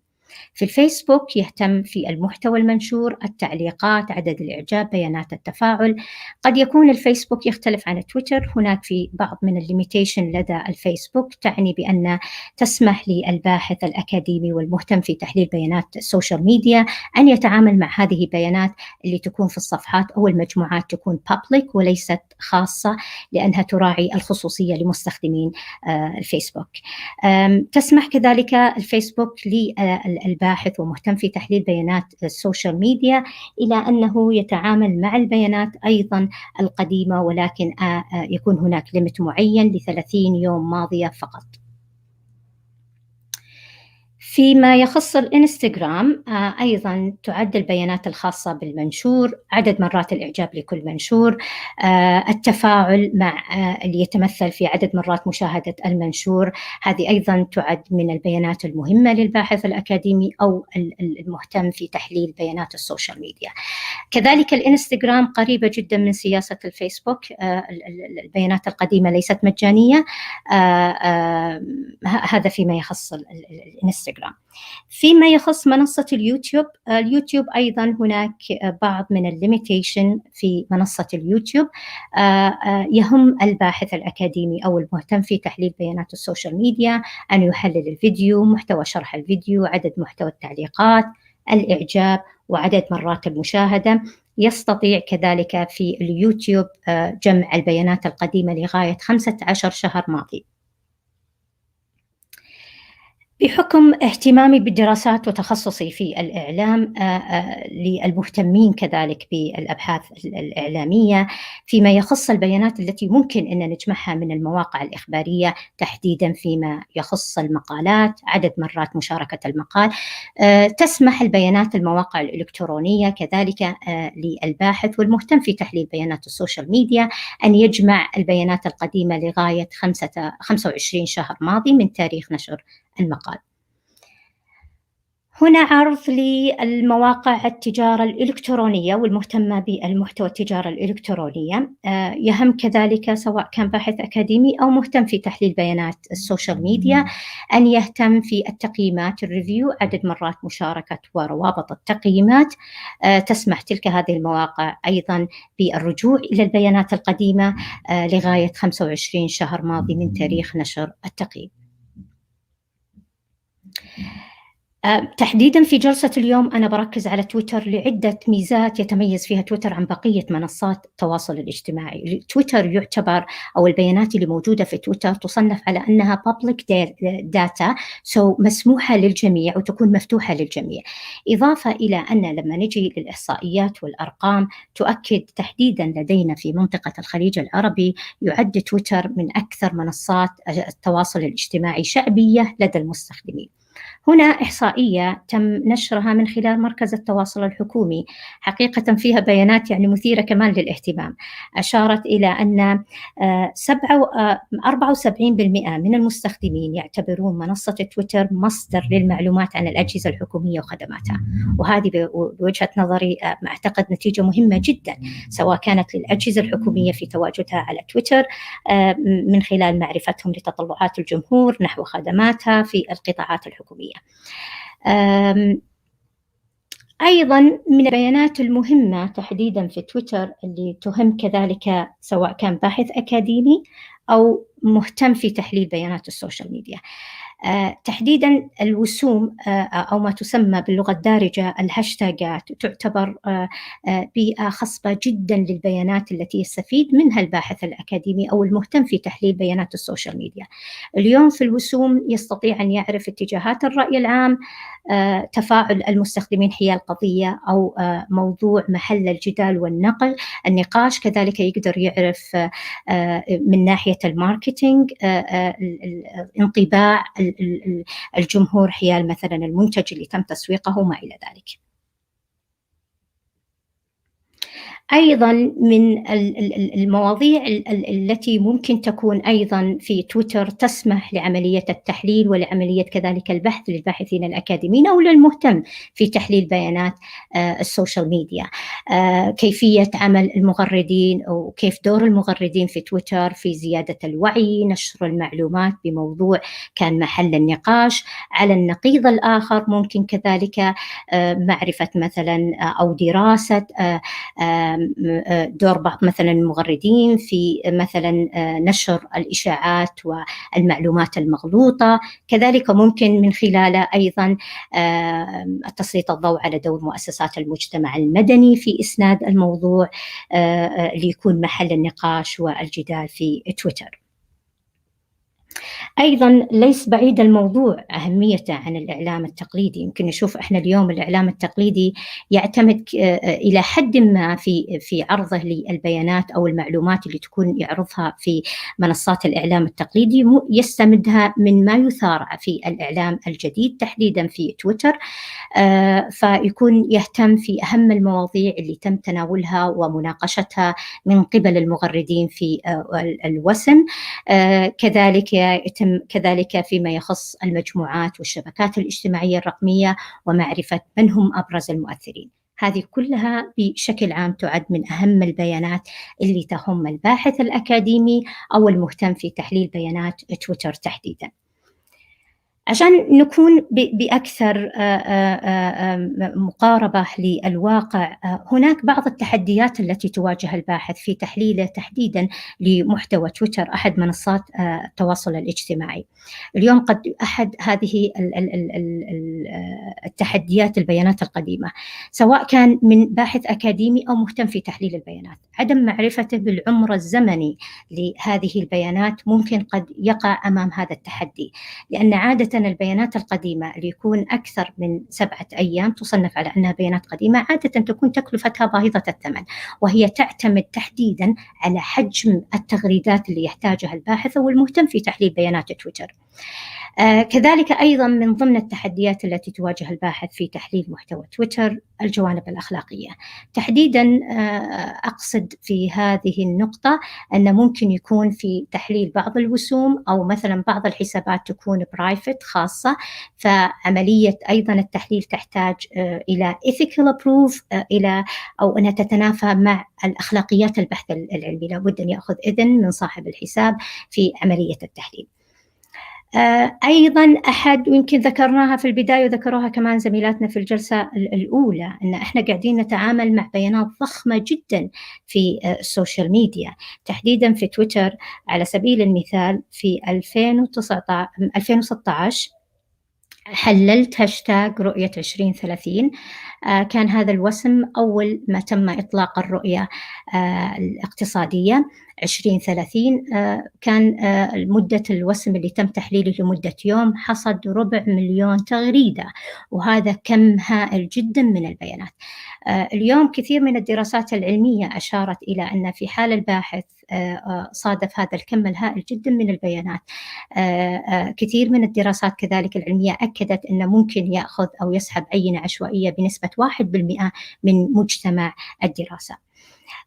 اللغة ما زالت أو أحد الحواجز أو التحديات اللي تواجه الباحث في تحليل المحتوى، تحديداً اللغة العربية، وأعني فيها ما ذكرت الدكتورة أسيل في الجلسة الأولى فيما يخص السنتمنت أناليسيس، أن نحتاج وإن كانت في معظم الأدوات اللي تحلل محتوى شبكات التواصل الاجتماعي تدعم اللغة العربية، لكن ما زالت غير دقيقة جدا في عملية التحليل لاتجاه مثلا التغريدات في كونها إيجابية أو سلبية أو محايدة، تحتاج إلى تدخل الباحث بشكل تحليلي يدوي حتى تكون النتائج أكثر دقة. بعرض لكم أمثلة لبعض من الأبحاث اللي أجريتها في عام 2019 و2020 مهتمة في تحليل محتوى شبكات التواصل الاجتماعي، هذا في بحث 2019. من أهم نتائج هذا البحث اللي تم تحليل فيه 4 هاشتاجات لفترة زمنية ما بين 2015 و2016، أشارت أهم النتائج إلى أن تويتر تعتبر منصة معلوماتية لرفع الوعي الاقتصادي تجاه الأزمة الاقتصادية اللي واجهت المملكة العربية السعودية في نهاية عام 2014 تحديداً، وهي انخفاض أسعار النفط. أيضاً كانت من أهم النتائج اللي توصلت فيها في تحليل ل4 وسوم، وسمين كان في 2015 ووسمين كان في 2016. اتضحت نتيجة أن قد يكون في الوسم تتأثر تجاه التغريدات كونها إيجابية أو سلبية في التغريدات الأولى. فإذا كان في الوسم التغريدات الأولى حملت الطابع أو النبرة الإيجابية، يتأثر بقية الوسم بالتون الإيجابي. أيضا ظهرت من تلك النتائج لهذا البحث أن هناك مجموعة من عينة الدراسة تحديدا لوسم 2016 أن هناك مجموعة من التغريدات تكون ممنهجة وهدفها نشر الإشاعة والإثارة الفتن في المجتمع السعودي. هذا مثال لهاشتاج سعودي فيجن 2030، أو هنا عملت content analysis للهاشتاج. هذا مثال آخر لبحث تم تطبيقه عام 2020 في تحليل محتوى حساب مركز حوار الأديان على تويتر. هنا مثل أنتم شايفين تحليل فني للحساب يوضح لي كذلك التغريدات وأكثر المستخدمين تفاعلاً مع الحساب. هذا من الناحية الأكاديمية، والمهتم كذلك في تحليل بيانات السوشيال ميديا. أيضاً هنا في مقارنة قارنا لها حساب مركز حوار الأديان على الفيسبوك وتويتر باستخدام أحد أدوات تحليل تحليل محتوى شبكات التواصل الاجتماعي. هنا كذلك تحليل المضمون لعينة عشوائية من تغريدات المركز، أشارت إلى أن تقريبا بنسبة 42% كان النشاط عن تحديثات للأنشطة والأحداث المحيطة والمهمة بالمنظمة تبثها من خلال تغريداتها وحسابها على تويتر. وهنا quotation marks الquotation البارتس اللي خاصة بالمحتوى. هذا من الناحية الأكاديمية. أيضاً تم استخدام أو تحديداً من الناحية المهنية، ويمكن هذا أأكد على كلام الدكتورة ناهد إن اليوم الممارس الإعلامي لابد أن يكون أبديت مع التقنية. اليوم عرض المادة الصحفية يتطلب أنها تكون بشكل إبداعي، يستفيد من كم الهائل من المعلومات اللي يبث على شبكات التواصل الاجتماعي. هذا مقال كان تحليل لوسم عايض القرني في ليوان مديفر، كان هذا الوسم عام 2019. يمكن بس إذا تسمحوا لي أتأكد فقط إذا كانت الشاشة واضحة أمامكم لعرضه. الشاشة تحتاجين ترجعين تسوينها مرة ثانية دكتورة الجوهرة. هل هي شاشة مختلفة غير البرزنتيشن؟ أي بالضبط، الآن بتكون، ما أدري، بلغوني إذا كانت الشاشة واضحة. أعطيكي خبر دكتورة، ما هي مشكلة. أيوة الآن صارت واضحة، تفضلي. تم في هذا التحليل هذا الهاشتاج استخدام أداة نود إكسل، ويمكن هنا شايفين كيف حللنا ما تم تداوله في هذا الهاشتاج، وتم تقسيمها على مجموعات، كل مجموعة interesting في جزئية معينة في هذا النقاش. وهذا بشكل عام التحليل أو التقرير اللي تم سحبه من أداة نود إكسل، وضحت لنا التوب إنفلونسرز اللي تفاعلوا معه. تم نشر هذه المادة في صحيفة أبعاد الإلكترونية، ويمكن أعتقد اليوم المهتم أو المستخدم العربي يحتاج كمان أن يتطلع ويتفاعل مع مادة تكون تتوازى مع التقنية ومع التطور الذي احنا قاعدين نعيشه اليوم. فهذا كان للمقال اللي تم نشره في صحيفة أبعاد الإلكترونية. اسمحوا لي أرجع مرة ثانية للعرض.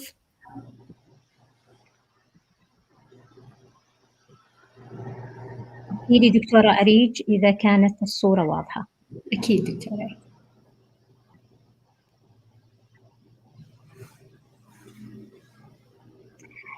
هذا بالنسبة من ناحية مهنية. يستطيع مثل ما ذكرت الإعلام اليوم أن يستخدم ويستفيد من أدوات تحليل شبكات التواصل الاجتماعي في أن يقدم مادة إعلامية فيها نوع من الإبداع، وفيها كذلك تثري ويستفيد من الكم الهائل من المعلومات اللي موجودة على شبكات التواصل الاجتماعي.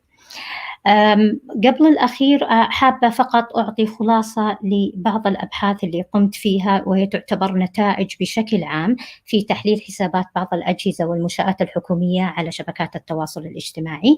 يمكن كانت من أبرز النتائج اللي تم ملاحظتها في إجراء هذه الأبحاث أن قد يكون هناك اقتصار في عملية النشر في تلك الحسابات على اللغة العربية، ويكون في كذلك إغفال للغير الناطقين باللغة العربية. أيضا كانت من أهم النتائج اللي تم ملاحظتها في حسابات بعض الأجهزة الحكومية على شبكات التواصل الاجتماعي تحديدا تويتر، ما يكون هناك التفاعل مقصور فقط على عملية التغريد، إعادة التغريد، عدم كذلك الاستفادة من بعض الفيتشرز اللي موجود في المنصة. على سبيل المثال في تويتر في خاصية الاستفتاء، فممكن يستفيد منها صاحب الحساب أو المركز أو أيا كان في أن يستطيع أن يفعل هذه الخاصية، يسمح للمستخدم أن يكون جزء في صناعة القرار، كذلك يستطيع من خلاله معرفة تطلعات الجماهير. أيضا كانت من ضمن الملاحظات اللي تم ملاحظتها أن قد يكون هناك تكرار في عرض المحتوى، ما يكون في تنوع ما بين استخدام الصورة أو استخدام النص أو استخدام الفيديو والتوافق فيما بينهما. سير العملية الاتصالية كذلك عادة يكون في الخط الشكل خطي، وتكون فقط بشكل إخباري، يعني يكون هذا تجاهل للطبيعة الأساسية لشبكات التواصل الاجتماعي. اليوم طبيعتها هي التفاعلية ما بين المرسل والمتلقي، ولا تكون الرسالة الإعلامية في اتجاه خطي، لابد أن تكون العملية تبادلية فيما بينهم. أيضا كانت ملاحظة مهمة جدا سواء كان للشركات أو المهتمين لمؤسسات أو منظمات على حساباتهم على السوشيال ميديا، أن ما يكون وقت النشر فقط يكون ينحصر في أوقات الدوام الرسمي. يعني يتجاهلون حقيقة مهمة جدا أن هناك ما يسمى أوقات الذروة لتواجد الجمهور المستهدف على شبكات التواصل الاجتماعي. ويمكن هذا يشير إلى أن اليوم إحنا كمان نحتاج أن يكون في أخصائي متخصص في محتوى شبكات التواصل الاجتماعي، حتى يكون سواء كان لشركات أو سواء كان لأجهزة حكومية، يكون مسؤول عن المحتوى اللي يبث من خلال حسابات الأجهزة على شبكات التواصل الاجتماعي، ويكون على دراية تامة بخصائص هذه الوسائل، ويعرف متى كذلك أوقات الذروة وكيف طريقة التفاعل مع المستخدمين. من أهم التوصيات اللي ظهرت فيها لمجموعة من الأبحاث أن لابد أن يكون هناك استراتيجية جيدة للمضمون الاتصالي لتلك الأجهزة في حساباتها على السوشيال ميديا. الاهتمام كذلك جدا في الوسم، كما ذكرت سابقا الوسم يحمل بيانات جدا هائلة، وقد يستخلص منها الباحث سواء كان أكاديمي أو مهتم في تحليل بيانات تويتر بيانات جدا مهمة تهم في معرفة رأي الجمهور، اتجاهات الرأي العام، كذلك يتعرف على القضايا وعلى المواضيع اللي تهم جمهورها المستهدف. أيضا مهم جدا لتلك الأجهزة أو الشركات تواجدها على شبكات التواصل الاجتماعي، لابد كذلك أن تستخدم بعض من الأدوات في عملية تحليل تواجدها على شبكات التواصل الاجتماعي، أن يكون لديها كذلك تقارير دورية تستطيع من خلالها معرفة تطلعات واحتياجات الجمهور المستهدف.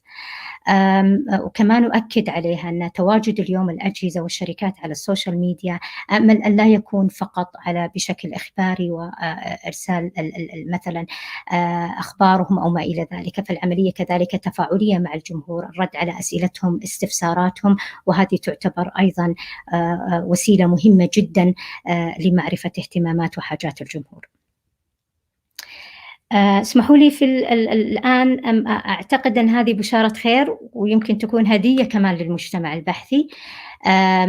مبادرة قامت فيها جامعة الملك عبدالله للعلوم والتقنية في نوفمبر 2020 بالمشاركة مع لوسيديا، وهي تعتبر أحد الشركات المحلية المهتمة في تحليل محتوى شبكات التواصل الاجتماعي، بأن يطلقون قاعدة بيانات باللغة العربية. هذه قاعدة البيانات تحديداً تهم السنتمنت أناليسيس، وتكون متاحة مجاناً للباحثين.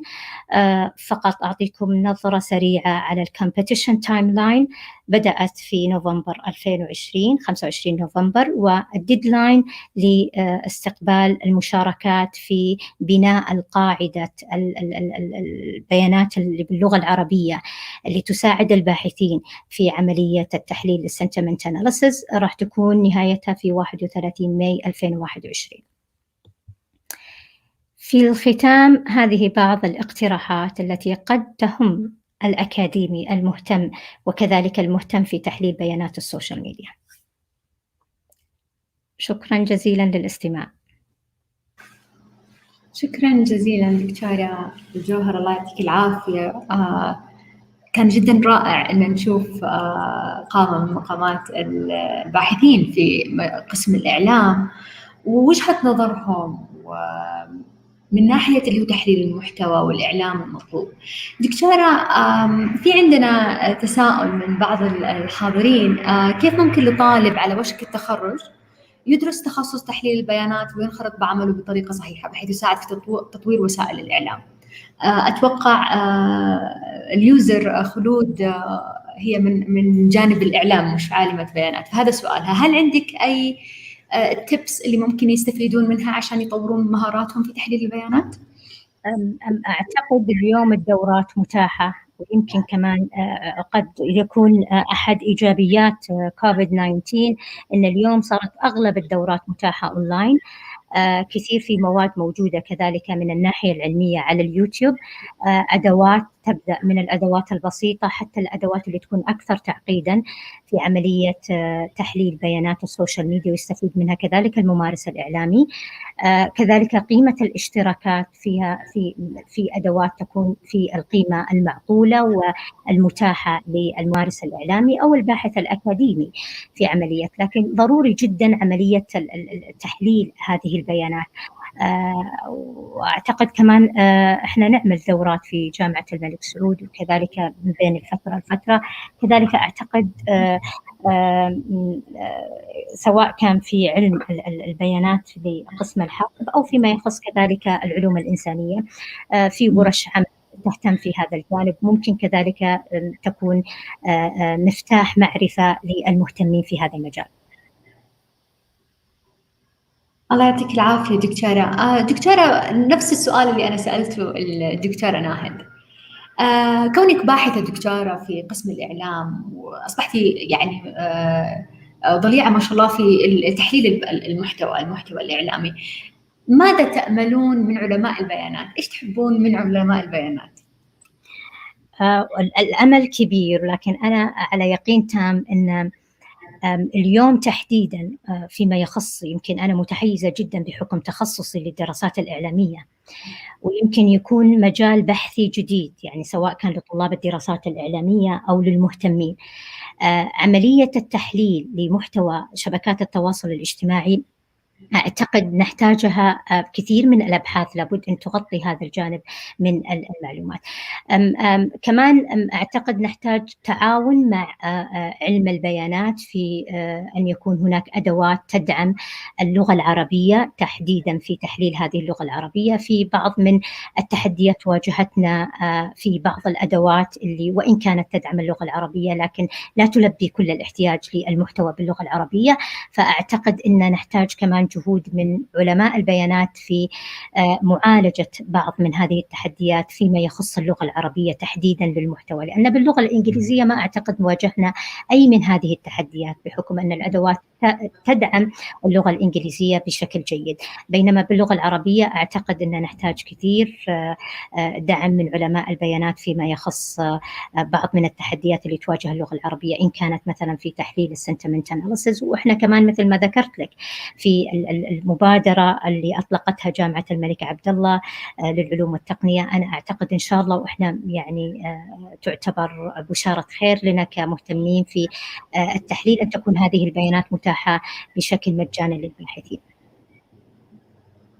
دكتورة، تقدري لو يعني تعطينا كم مثال على التحديات اللي الآن أنتم تواجهونها في اللغة العربية؟ قد يسلط هذا بعض الفرص للباحثين من علماء البيانات إنه إجراء يعني حتى لو تصميم أدوات خاصة باللغة العربية، لأنه بالفعل دكتورة هي معظم الأدوات هي للغة الإنجليزية وتم التعديل عليها اللي تتناسب مع اللغة العربية، لكن إيش التحديات اللي بالفعل واجهتوها في اللغة العربية اللي ممكن بالفعل قد تكون فرصة مناسبة للباحثين من علماء البيانات في معالجة اللغة الطبيعية للعربية؟ مثلا اليوم الباحث المهتم في تحليل بيانات السوشيال ميديا يحتاج إلى أداة أو يكون ويب سايت، يحتاج من خلال أن يكون لايك داشبورد لبياناته، يستطيع أن من خلاله يعمل كلاسيفيكيشن للبيانات له بشكل سهل، عملية كذلك إزالة مثلا بعض من المحتوى، التعرف على بعض من الكلمات، أني أعملها as a cluster للبيانات اللي أنا أحتاجها. فهذه كلها كمان مهمة جدا للباحث، خصوصا فيما يخص اللغة العربية. وذكرت لك في بعض من مثلا كأخذ عينة عشوائية مثلا من وسم معين لعينات، تكون مثلا في عملية أني أنا أعمل لها مثلا يشترط أن يكون لها برمجة معينة عشان للكلمات بشكل يدوي، حتى بعد ذلك أصنفها كونها إيجابية أو سلبية أو محايدة. هذه كمان يحتاج جهد يعني فيما يخص البرمجة. كذلك عملية الأرشفة لكثير من البيانات، يعني أنا كباحثة ومهتمة في تحليل بيانات السوشيال ميديا، يعني كنت أتمنى أن تكون في أداة تعمل لي أرشفة للأبحاث اللي أنا أعملها، يمكن أو عملية مشاركتها بشكل جيد والرجوع لها وقت مثلا الحاجة لها، سواء كانت visualization أو سواء كانت في بيانات رقمية تعطي معاني جيدة للباحث. الله يعطيك العافية دكتورة جوهرة، كان حديث مثري جدا وعرض جدا رائع، وكان جدا جميل إن كعلماء بيانات نشوف وجهة نظر قسم الإعلام معنا في تحليل المحتوى الإعلامي. الله يعطيك العافية دكتورة جوهرة. أتوقع ما في حتى أسئلة من الحاضرين. شكرا لك دكتورة، وأنت وضحتي بيانات التواصل حقتك، لو عندهم أي أسئلة يتواصلوا معك مباشرة. الله يعطيك العافية دكتورة. شكرا جزيلا دكتورة أريج، وبالتوفيق للجميع.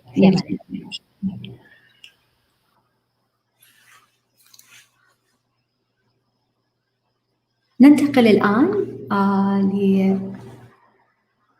للدكتورة مريم نوح. حياك الله دكتورة مريم. معنا دكتورة مريم نوح حتعرض لنا The Use and Abuse of Online Media Case Studies for Misinformation and Radical Media. حتركز في حديث على الميسانفورميشن. الدكتورة مريم نوح هي أستاذ مساعد. صح دكتورة منى؟ يس تمام، واضح البرزنتيشن؟ يس اكزاكتلي. فالذا يوز اند ابيوز اوف اونلاين ميديا حتعرض لنا بعض الكيس ستاديز. الدكتوره مريم نوح هي استاذ مساعد بمدينه الملك عبد العزيز للعلوم والتقنيه. حياك الله دكتوره مريم، عرفي بنفسك واعطينا العرض حقك.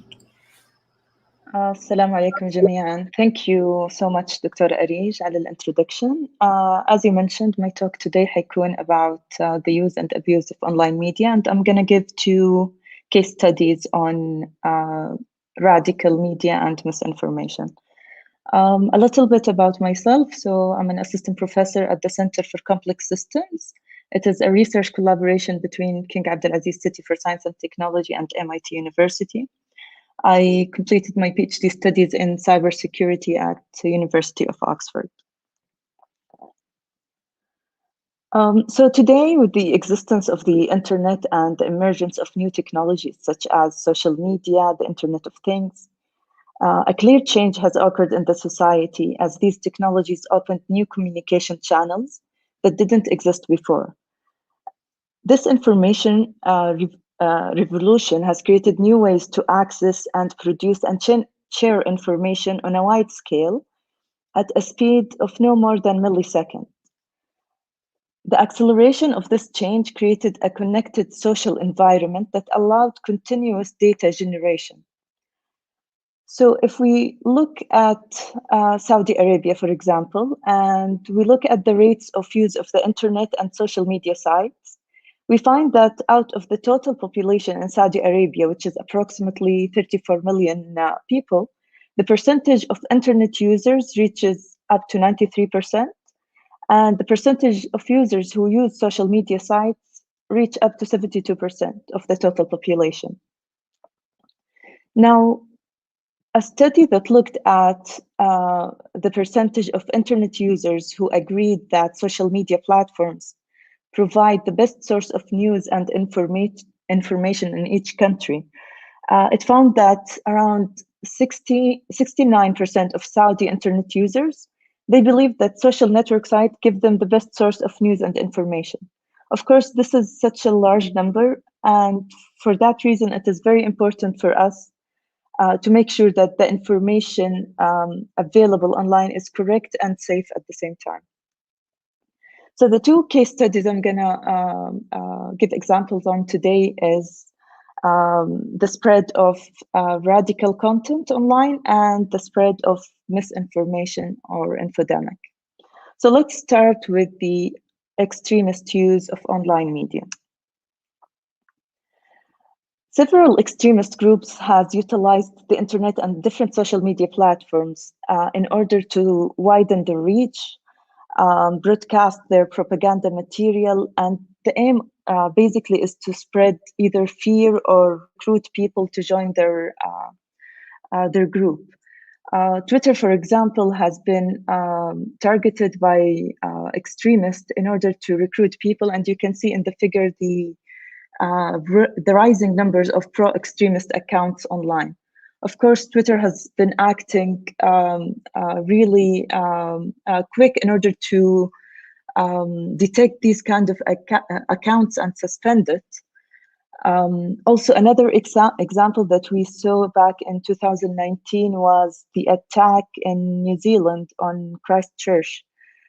In that incident, the attacker actually published around 73-page manifesto online, and that was published multiple hours before even conducting the attack.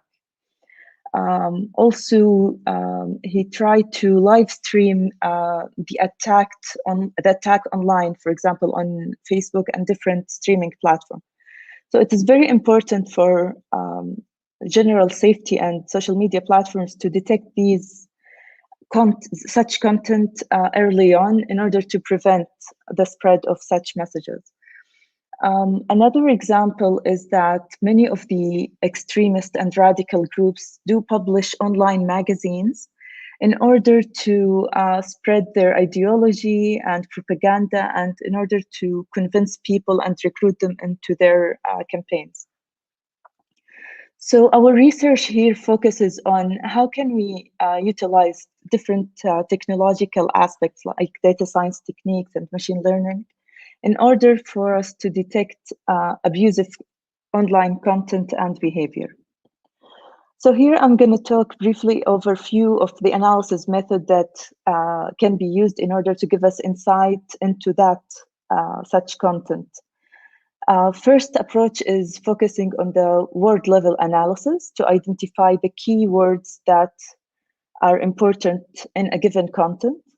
The second level is focusing more on the context. So as they say, if the content is king, then understanding context is queen. The third approach finally looks at the method that can help us understand different psychological characteristics behind the text that these groups publish. So the first approach basically look at identifying the key most important words in a given text or article. In this approach, we use term frequency, inverse document frequency, TF-IDF for short. It's basically a numerical statistic that is needed to reflect the importance of a word in a given document.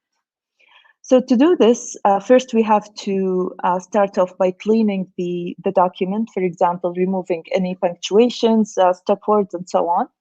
And then we convert each article into a bag of words. Finally, we do what is called lemmatization, meaning we remove any inflection of words endings and bring the words back to its root.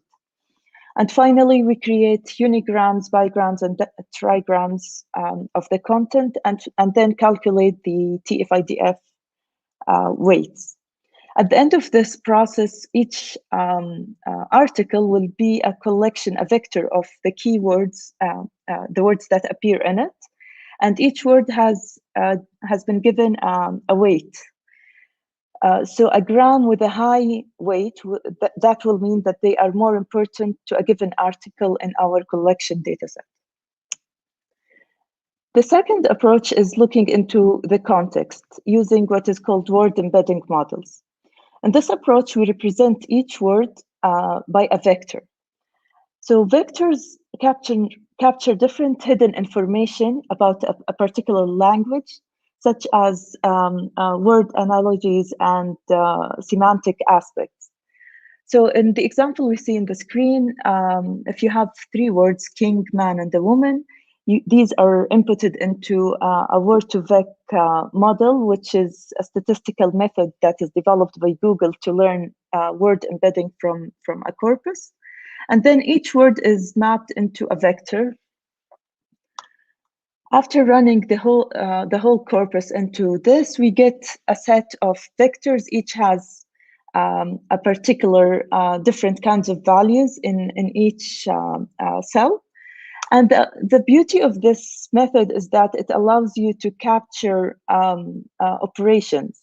So you can do, for example, as you can see in the screen, this is a very popular example. If you do king minus man plus woman, then logically this should give you queen. So if you take man out of king and you add a woman, this should equal a queen. And if you do this kind of word-to-vec mapping, you will find that the vector for queen is very similar to the vector of king minus man plus woman.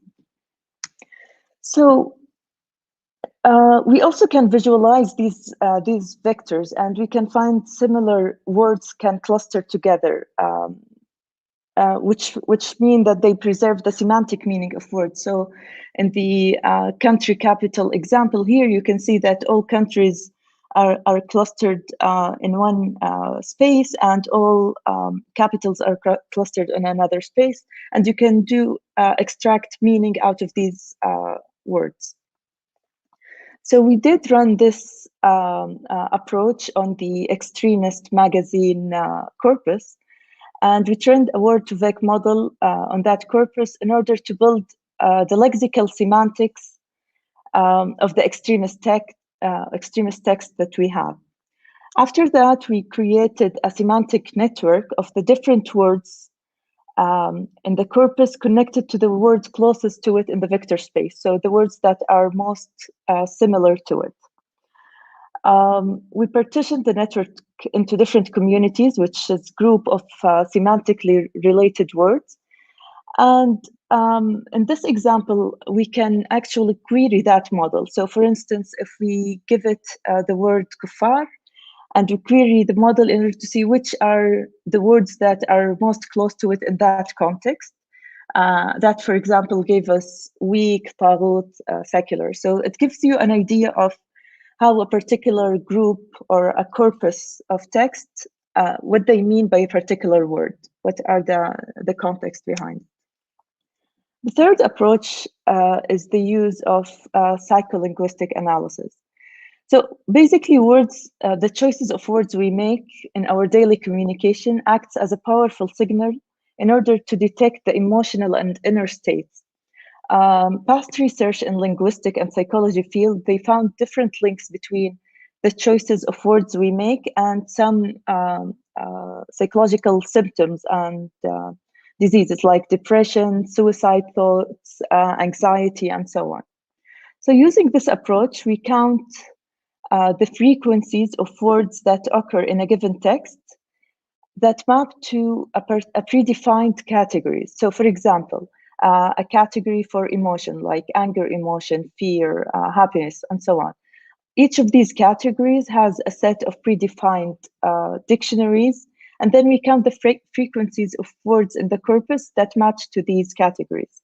And finally, this gives us a score of the different emotional aspects that appear in the corpus itself.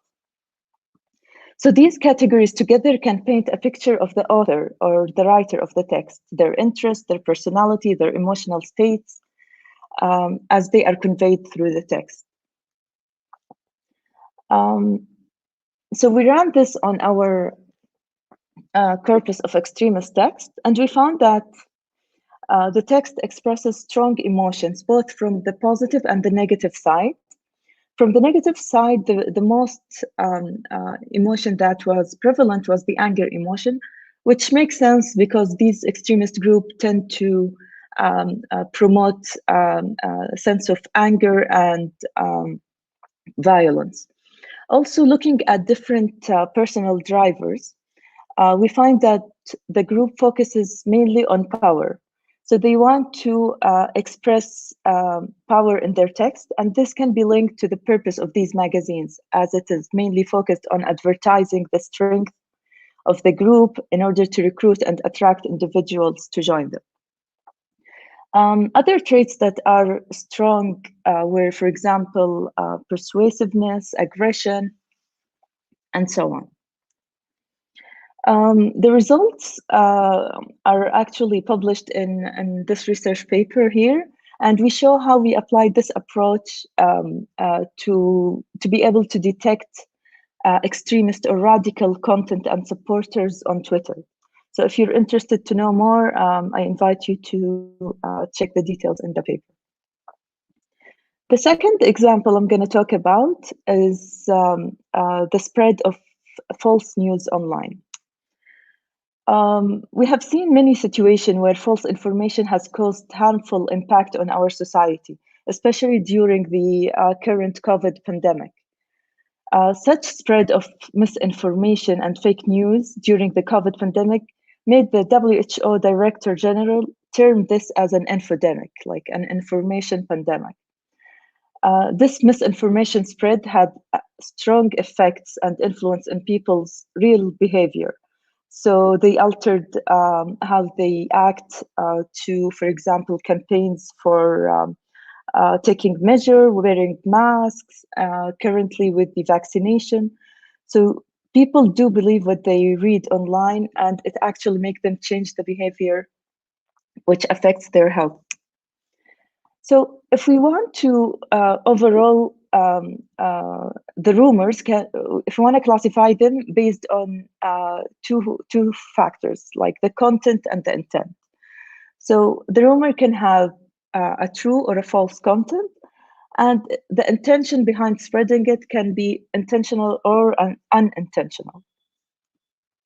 So based of these two factors, we can divide rumors to three types.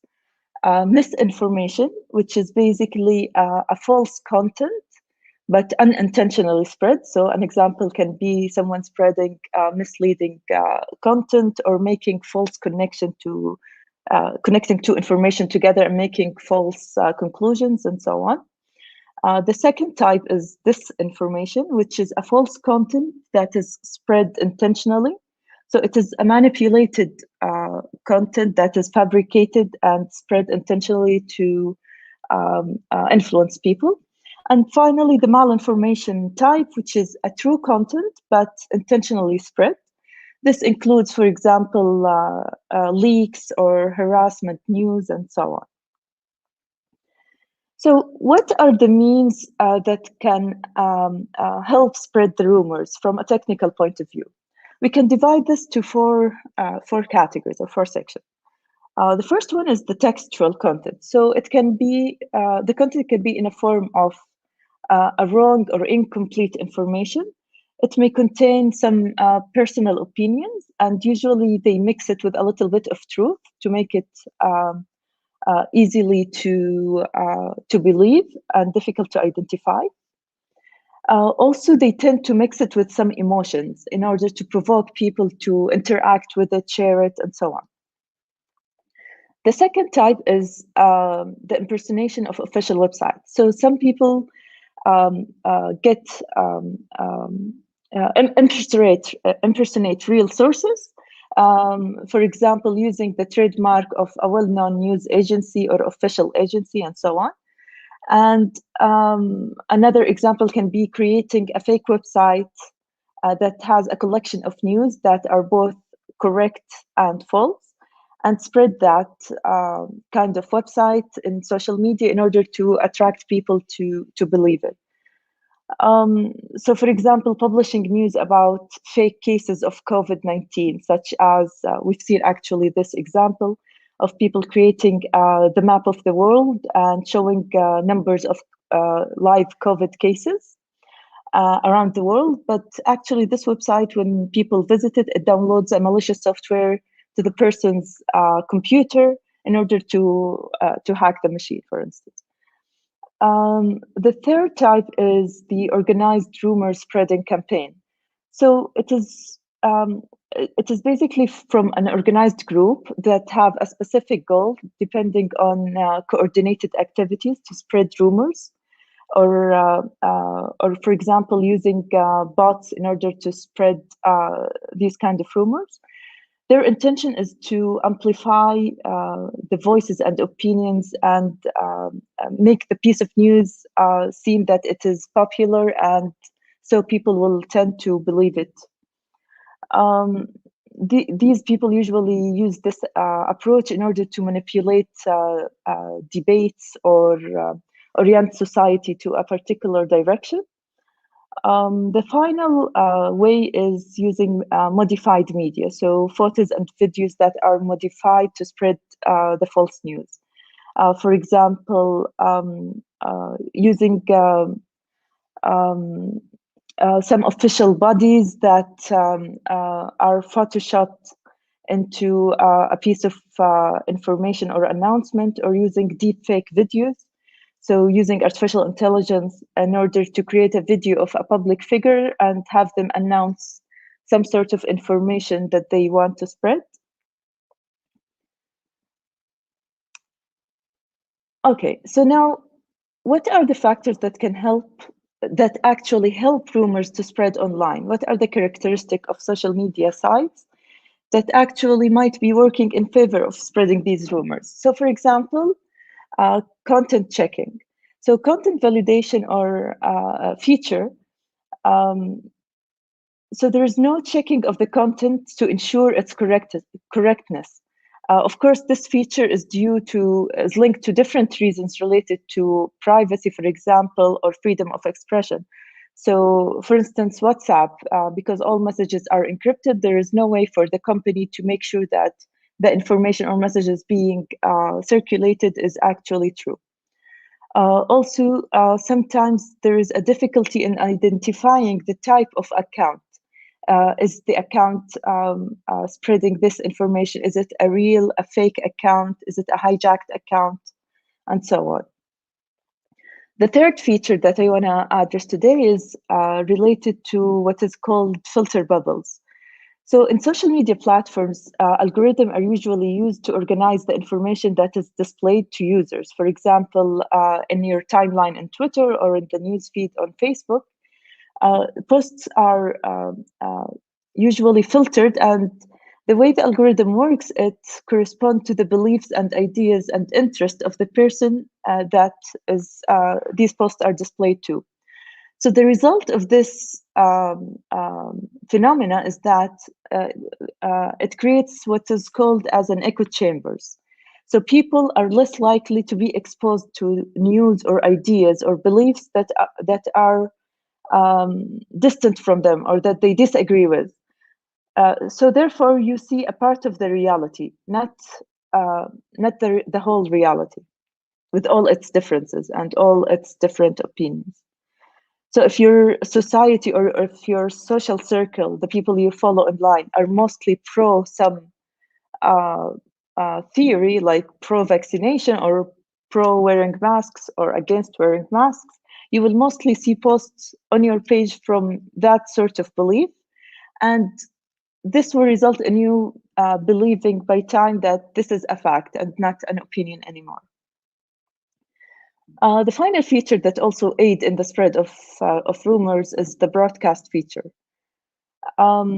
So currently in most social media platforms, there is no limit set on the number of times a post is allowed to be shared or broadcasted. For example, retweeted in Twitter or resent and shared in other platforms. Of course, some of these policies or features have been modified by time now in order to reduce the chance of the rumor spreading, as well as in the, we will see in the coming part of the presentation. So for instance, in the WhatsApp platform, we have now seen that they have limited the number of time a message can be forwarded. And that's basically just to slow down any propagation of information. So the spread of rumors online has an impact on the behavior of individuals, and as a result, it will have repercussions on our society. And these effects could be either political, financial, related to the health or public safety of the people. So, for example, in the current pandemic, we've seen the spread of the conspiracy theory related to the 5G relation to the spread of the disease and how it actually helped the spread. As a result, in many countries around the world, including the UK, we have seen many acts of sabotaging and burning of 5G communication towers. Another effect is related to public health. So misinformation can affect the behavior of individuals and thus reduce the effectiveness of measures taken to limit the spread of the disease. For example, the widespread news about effectiveness of food in eliminating the virus, like eating garlic or onion or salt and water and so on. Using these ineffective medicine solution has an effect on harming people health. Okay, so there are different stages now where we can combat and respond to rumors during its life cycle, either before, during, or after the spread of the rumor.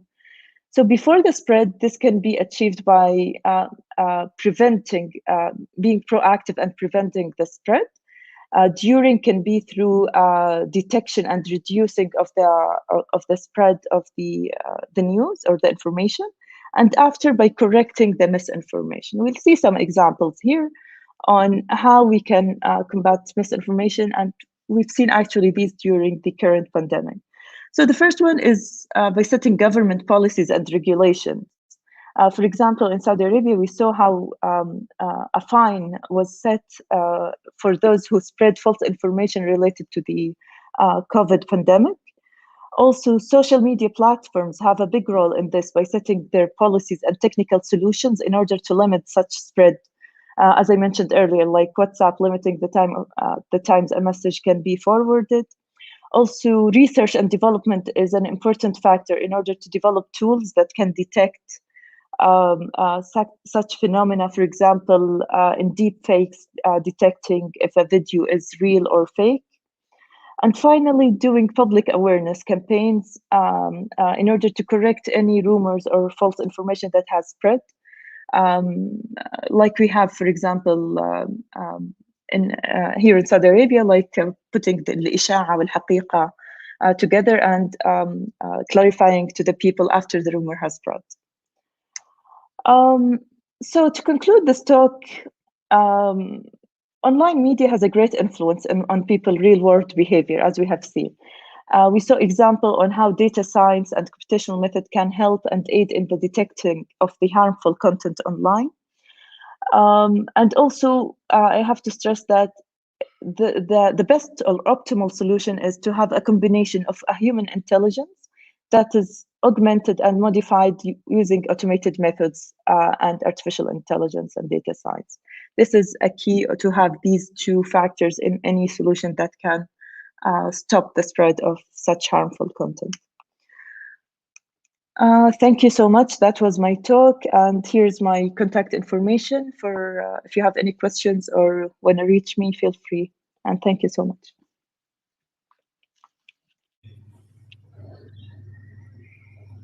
شكرا. Thank you so much دكتورة مريم. الله يعطيك العافية. Please, if anyone who has any questions, feel free to write it on the chat box. While we can hear from the attendees, Dr. Mariam, I mean, often that's the perception that people from the media, they think that it's just English language is easier than the Arabic language. I mean, from your experience, I mean, as far as I know from your research and your presentation today, you worked with English language, right? In your own research, not Arabic content. Yes. So for the English content, I mean, I do believe that they have their own challenges in actually analyzing or processing the text itself. Can you highlight some of the challenging aspects of the English language or processing the English language? Yes, for sure. So one of the challenges, which is actually common across English and Arabic, is how do you deal with slang words or words that are used in the street but not like official English dictionary language words. So dealing with this such of content is difficult. Also working with social media content, for instance, Twitter, having short messages that can contain different like emojis and words misspelled in a certain way. All of these represent different challenges that as a researcher you have to deal with in your processing of the text before using it in like different models. Sure. I mean, even the language, I mean, regardless of the language itself, as far as I believe, is that the language anyway is constantly growing, and accordingly the challenges will grow with it. دكتور مريم، احنا زي ما شفنا وجهة نظر الإعلاميين واللي يعالجون والصحفيين واللي يعالجون المحتوى الإعلامي.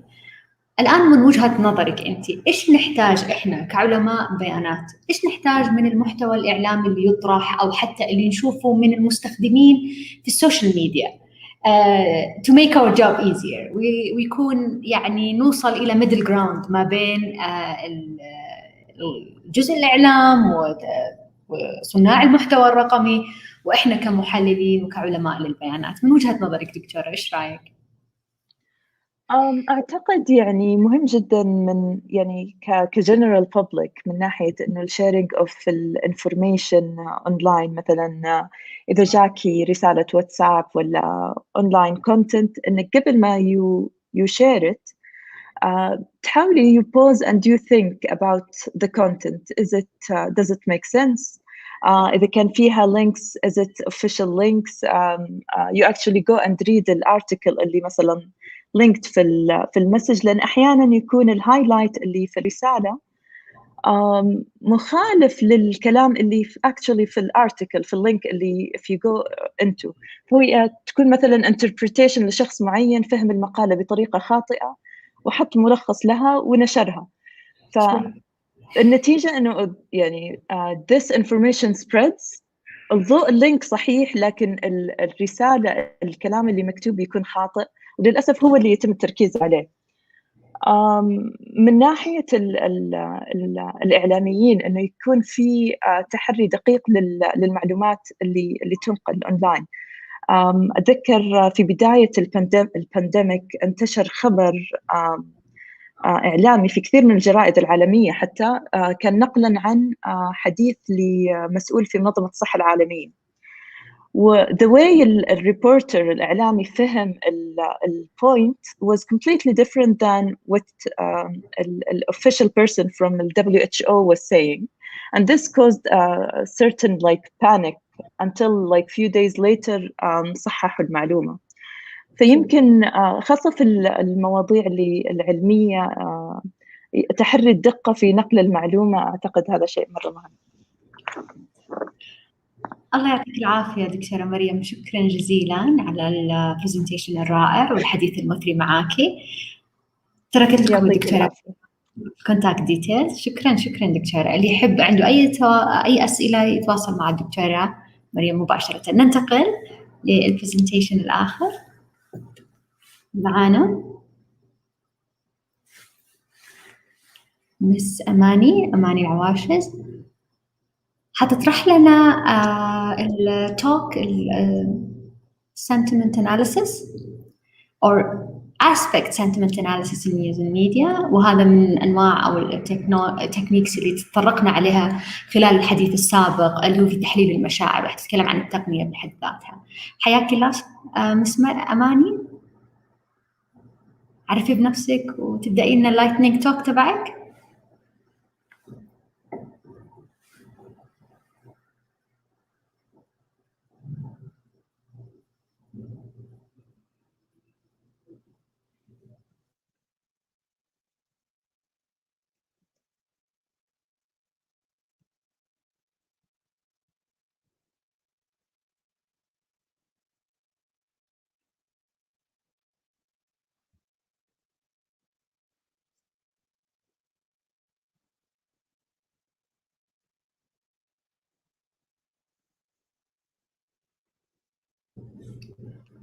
أتوقع في مشكلة عندك مس أماني.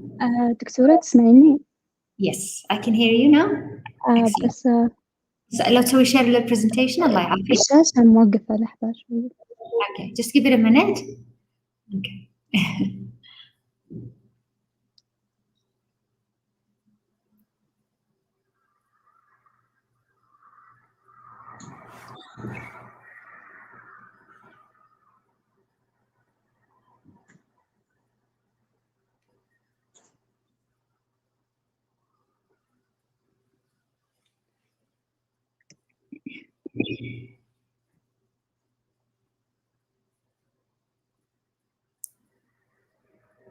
أوكي تمام الحين طالع الشاشة.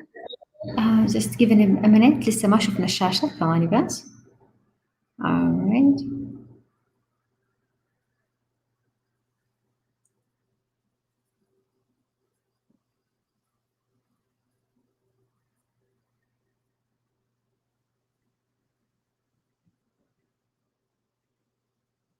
أيوة تمام الحين. No, not yet. لسه يا أماني. Not yet. Okay. No, it's coming. Alright. Okay. Yes. Good morning everyone. This is Amani Saad Lawashes. Master student at King Khalid University. My topic is about target-based sentiment analysis. And first, I would like to introduce you to the basic concepts or terms regarding sentiment analysis, also called opinion mining, or it's the processing or text analysis and computational linguistics to determine the subjective information of the emotional state or the feelings of the writer toward a specific topic or event or regarding different issues or areas. It's actually a branch of natural language processing that evaluate the text and detect or classify if it has positive, neutral, or negative connections or emotions. Depending on how you want to interpret the customer or user feedback and queries, you can define and use the type of sentiment analysis that meets your needs or purpose. There are basically three main levels to perform sentiment analysis, including document level, sentence level, target or aspect level, as we mentioned in this slide. So when we say target-based sentiment analysis, what is a target? It's actually the topic or the area or the words that the writer expressing his feeling on, and the opinion or the sentiment is the emotions or the feelings of the writer toward this target. For example, when you read a review about a movie that says the movie was great, but it's so long, in this sentence or this example, there are two sentiment words, great and long, which carrying positive and negative sentiment toward the target movie. Next, we have applications or different or several applications and areas that can be adopt or sentiment analysis can be applied to, including news, entertainment, or different areas. With the emergence of the internet, web, and mobile technologies, people have changed their ways of consuming news. Traditional physical newspapers and magazines have been replaced by virtual online versions like online news, blogs, and articles, as most of news channels now using internet and social media to catch the attention of the users.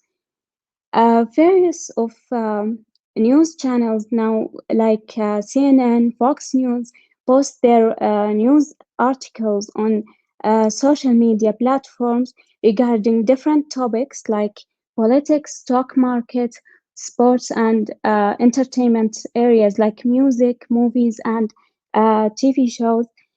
And this allows the reader or the user of social media to engage with the news articles or posts by liking, disliking, sharing, or commenting on them, and expressing their opinions or feelings regarding these news items. Deep learning, or knowing how people react toward specific subjects or event topic mentioned in the text, is the main task or the goal of target-based sentiment analysis, and it can be performed by technologies or models that under the scope of deep learning technologies, which can or have the ability to classify the text and identify it as positive, neutral, or negative sentiments or connections.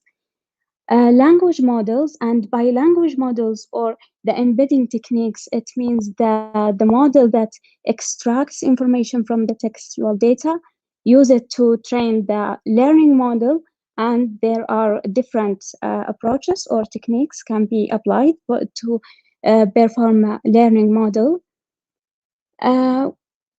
Here we present two popular ones, such as BERT model, bidirectional encoder representations from transformers.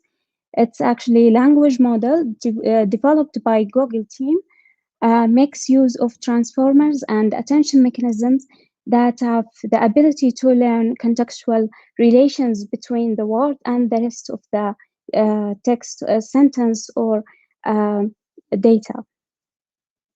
Second, we have embedding model, embedding from language models.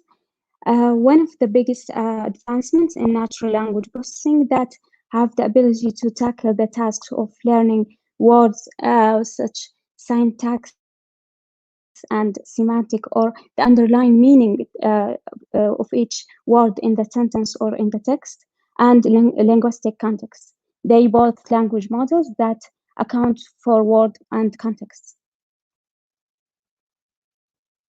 Finally, we have the learning models, which we have here, gated recurrent unit, and which called GRU, that a type of recurrent neural networks basically designed to solve the vanishing gradient problem or the short memory of the network in the standard RNN or recurrent neural networks.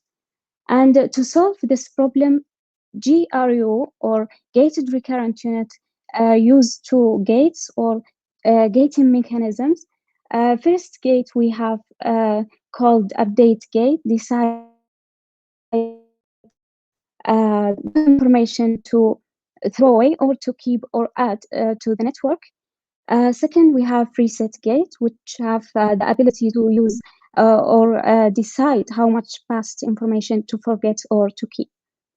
These two gates are trained to keep the information for a long time ago and achieve a better performance on the basic gated or recurrent neural networks. Finally, we have memory neural network, or a network model. First introduced for questioning answering problem, and it works with several internal components or inference components that basically use different components in the model or layers that handle the text or the data to the network.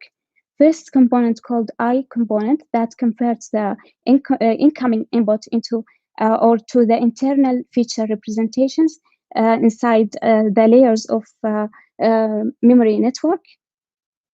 Second, we have G component, which updates the old memory given new inputs and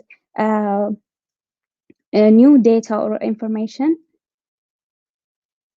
O component is used to generate the output, and the final component called R component that converts the output into the response format or the final representation of the data to the user or the final layer of the network.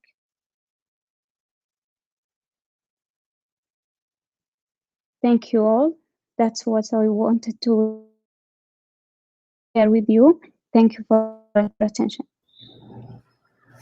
Thank you so much, Ms. Amani. يعطيك العافية. شكرا لك. Thank you so much. Next, we're going to have Ms. Hajar Asiri, who's as well going to give us a lightning talk about finding the latent, which is all some applications of how to analyze the text and how to analyze the work on social media and the microblogs more specifically. Thank you, Ms. Hajar. You can briefly present yourself and your topic. أهلا، مرحبا بالجميع. سعيدة جدا الحقيقة بتواجدي اليوم معاكم، وتسعدني المشاركة وتشرفني. معكم هاجر سعيد، طالبة ماجستير بجامعة الملك خالد، وأبحث الآن في مجال علم البيانات، تحديداً التعلم العميق لتحضير رسالة الماجستير. And today I'm here to talk about how companies employ deep learning techniques on social media and microblog, especially Twitter, in order to discover consumer latent feedback.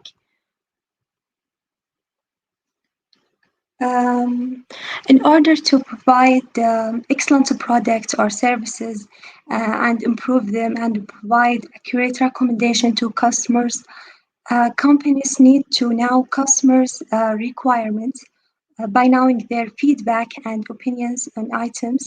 And it is difficult to collect feedback on items directly from people by traditional ways. On the other hand, social media, especially Twitter platform, provide a much better data source for collecting consumer latent feedback. But it is extremely difficult to deal with expressed opinions on tweets and conduct sentiment classification manually with thousands of daily mentions about items on a Twitter platform. Hence the rule of deep learning to deal with big data and deep learning and natural language processing techniques can help to better understand and classify customers' feeling, opinions, and satisfaction.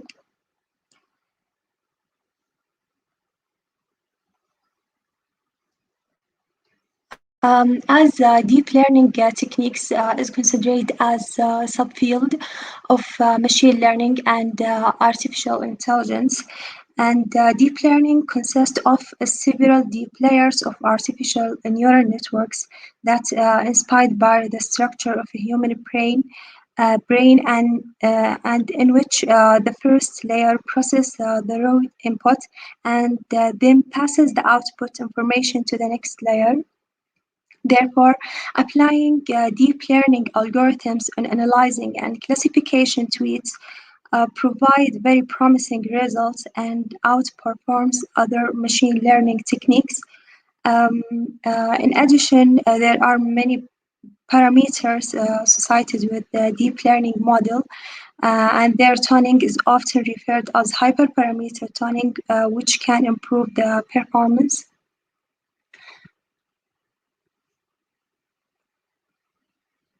And now let's talk about most popular deep learning techniques used for text classification. At first, long short-term memory, it is considered as an updated version of recurrent neural network. While a recurrent neural network can handle only short-term dependencies, long short-term memory solve problems in a recurrent neural network and can deal with long dependencies. And it has a structure of 3 gates. Input gate to pass input information through the interchangeable block, and forget gate to control information away from cell, and finally output gate passed to the next time step. Therefore, long short-term memory works better in text classification, as it can remember password in memory easier and faster, and it is the most popular deep learning model used for text classification. A convolutional neural network, it is a special type of deep learning techniques, and it is not feed-forward neural network connects each input neuron to each output neuron in next layer. Instead, the CNN use convolutions over the input layer to compute the output, and this results in local connections where each region of input is connected to a neuron in the output. And each layer applies hundreds or thousands of different filters.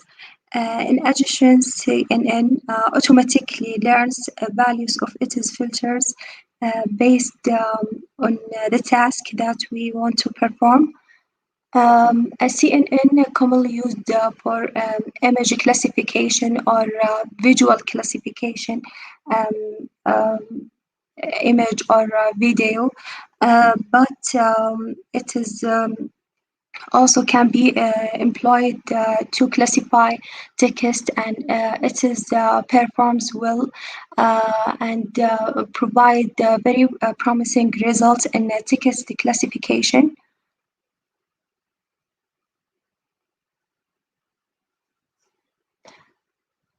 Now, these simple diagrams illustrate how deep learning techniques can deal with text and classify text to positive or negative sentiment.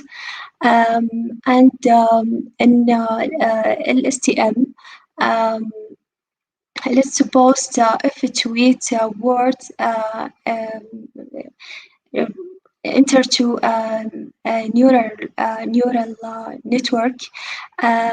A neural network receives tweets and in embedding layer, words convert to a numeric vector. So embedding layer used to convert words in tweets to a numeric in order to deal with this word, as deep learning techniques or neural networks cannot deal with the word directly. So embedding layer used to convert words in tweets to a numeric vector, and embedding layer often followed by a dropout layer, and this layer applies to avoid overfitting. Next, LSTM layer adds to catch long dependencies across text and extract features. And finally, the neural network processes will be accomplished with the classification, and that's done by softmax layer. It's softmax layers considered as output layers to classify text to several categories. And in this case, to classify a tweet to positive and negative, and it is often done by softmax function. On the other hand, CNN model can deal with tweets, as I mentioned, embedding a layer to convert words to vector, then drop out to avoid overfitting, and a convolutional layer for performing feature extraction. The max pooling layer is used for taking the most present features. And finally, softmax layer classify tweets as positive and negative.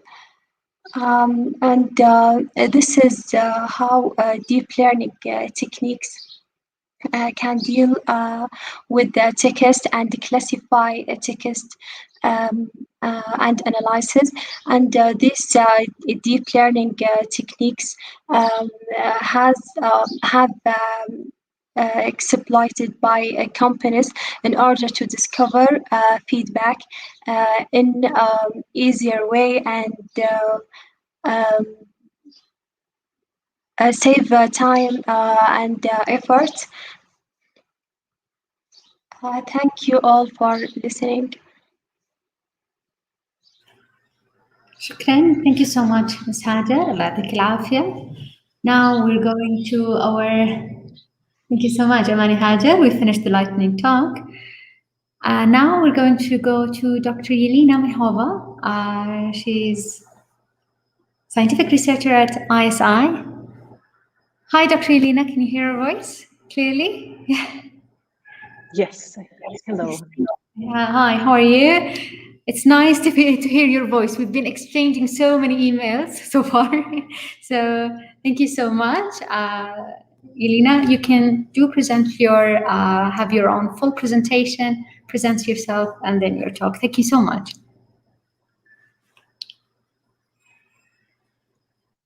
All right, thank you so much for having me. This is a great opportunity. And even in these difficult times, I'm glad that this effort is going along and people are meeting and talking about this exciting time. And especially now is an exciting time to be working in data science because so much data around COVID and the pandemic are happening.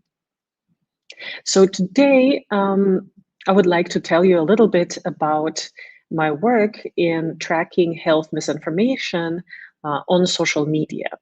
And just a little introduction about myself. I got a PhD in computer science in US, although I was originally born in Russia, so that's my name, Yelena. And I was a research intern at IBM Watson in US, and then a postdoctoral researcher at Yahoo Research in Barcelona in Spain. And then for about 5 years, I was a scientist at the Qatar Computing Research Institute. And now I am a senior research scientist in Italy at ISI Foundation. So if you look at my career in this just one plot, you can see that actually I started with interest in sentiment, something that several speakers have talked about already. It's an exciting topic. But then my research went to demographics and politics, and especially epidemiology and misinformation in the recent years. And that's the ones that I would like to tell you about today. So before there were alternative facts, there has been alternative medicine. And such thing has been around forever, since before the Western medicine, in fact.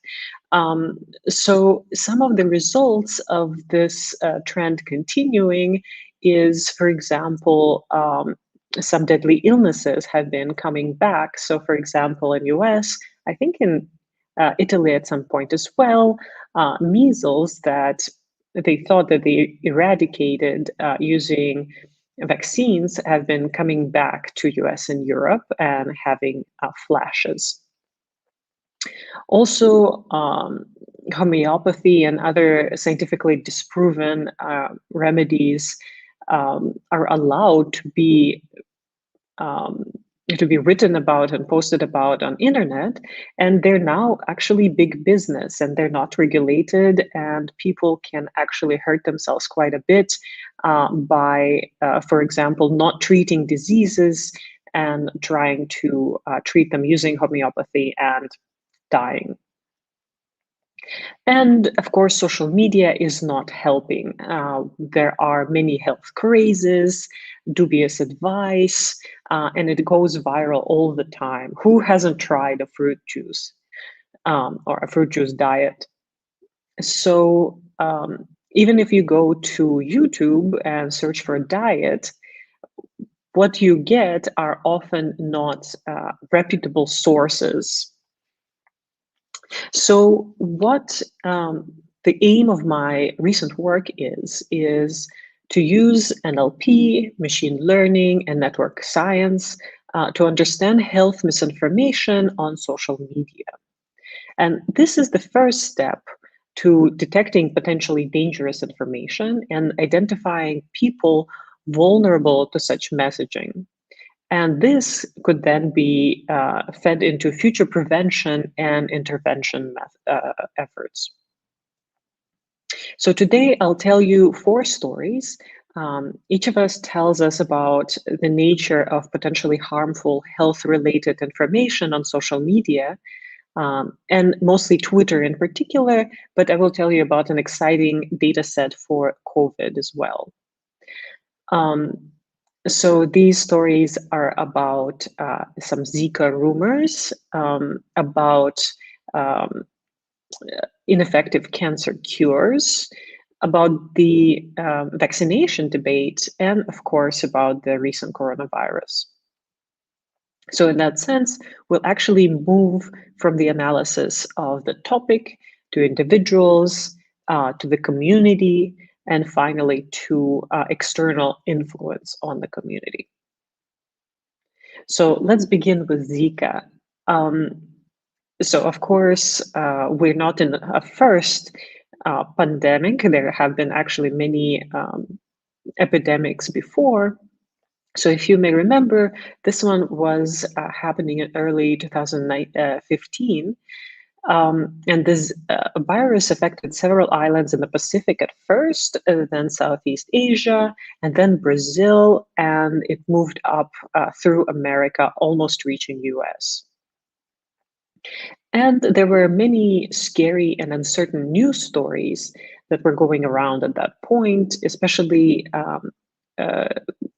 having a link between microcephaly, or having small brain sizes in babies, and Zika, and also how far the virus could travel up into North America, and how it would affect the Olympics that were planned for the summer in Rio de Janeiro that year.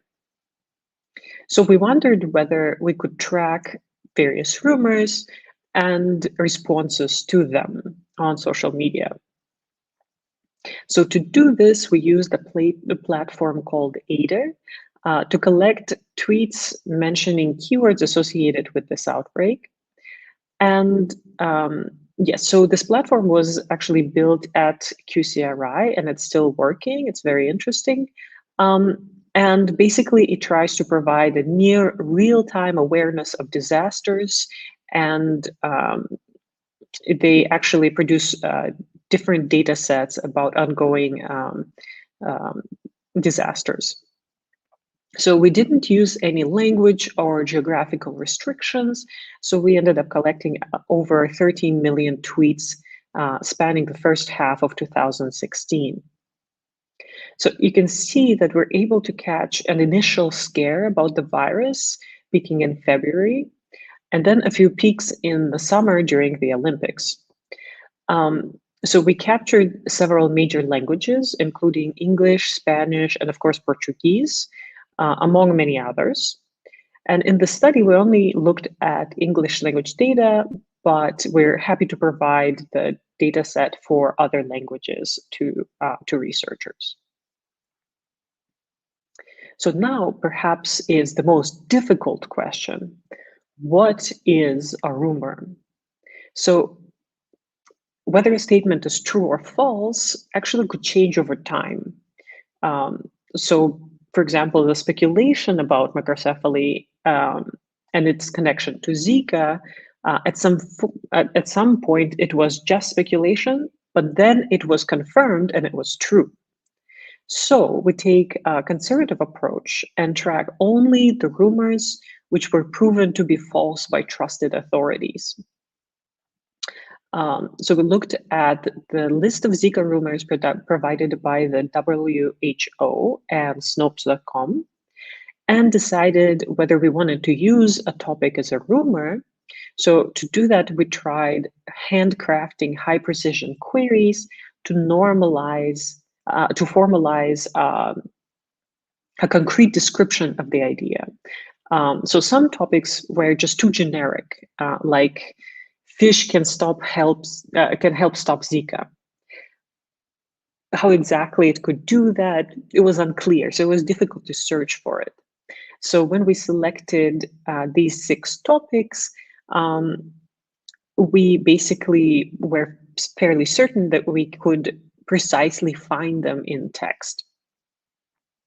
And note that you won't find these topics if you apply very standard topic discovery, such as LDA, because these topics are actually very small compared to the overall volume of the data.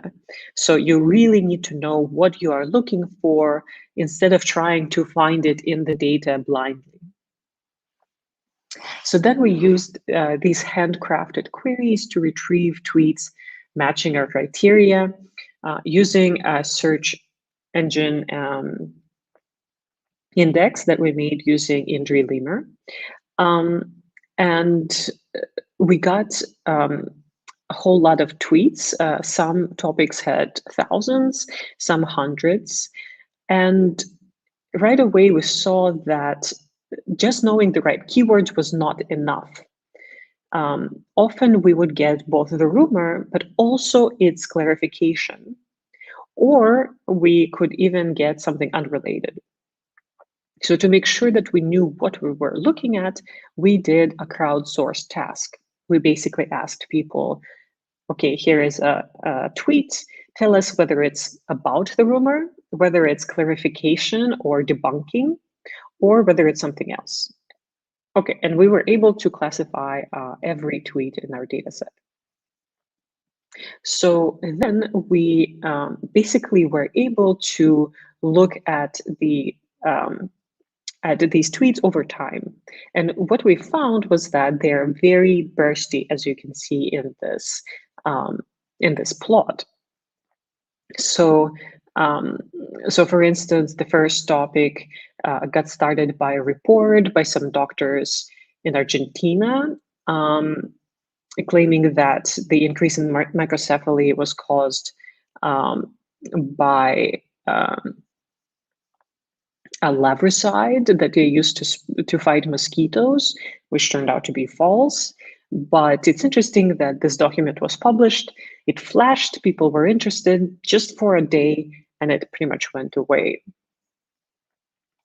Another one was also caused by an article that claimed that vaccines caused microcephaly, which of course was found that it was Zika that caused it.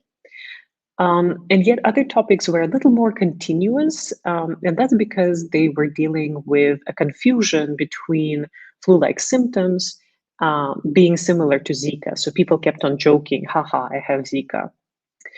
And yet other ones were often less the rumor itself and more the campaigns to clarify the rumor. Actually, those were quite abundant as well, but all of them were very bursty in time. So, of course, being computer scientists, we were interested whether we can automate this sort of analysis. So we checked whether, given a topic, we could classify a tweet as a rumor versus clarification.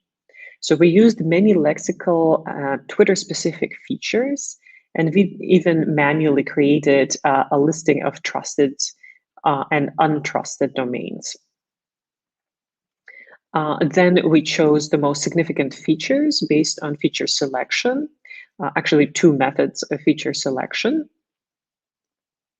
And then we applied random forest classifier, and actually we achieved a very nice performance. So given a topic, we could actually, given a topic and a bit of training data, we could then distinguish between rumor and non-rumor. Easy, great. But this is not real life. Often case, we don't know what a rumor is a priori, right? So what we really need to do is train our classifiers on other topics and then apply them to the new ones. Well, here the performance now varies vastly. For some topics, it has really abysmal, very bad performance. So it is very difficult to distinguish between rumor and its correction without knowing about the topic before. So it's very difficult to make a general purpose classifier without really having training data on the specific topic. So what we found in this journey that it's absolutely essential to have experts define the actual harmful information, because we, especially as data scientists, are just not qualified to do it. Second, that rumors about infectious diseases are very bursty in time. So it may be difficult to even debunk it fast enough, and it may fizz away on its own. And that within a known topic, machine learning may be useful, but not in a new domain, unfortunately.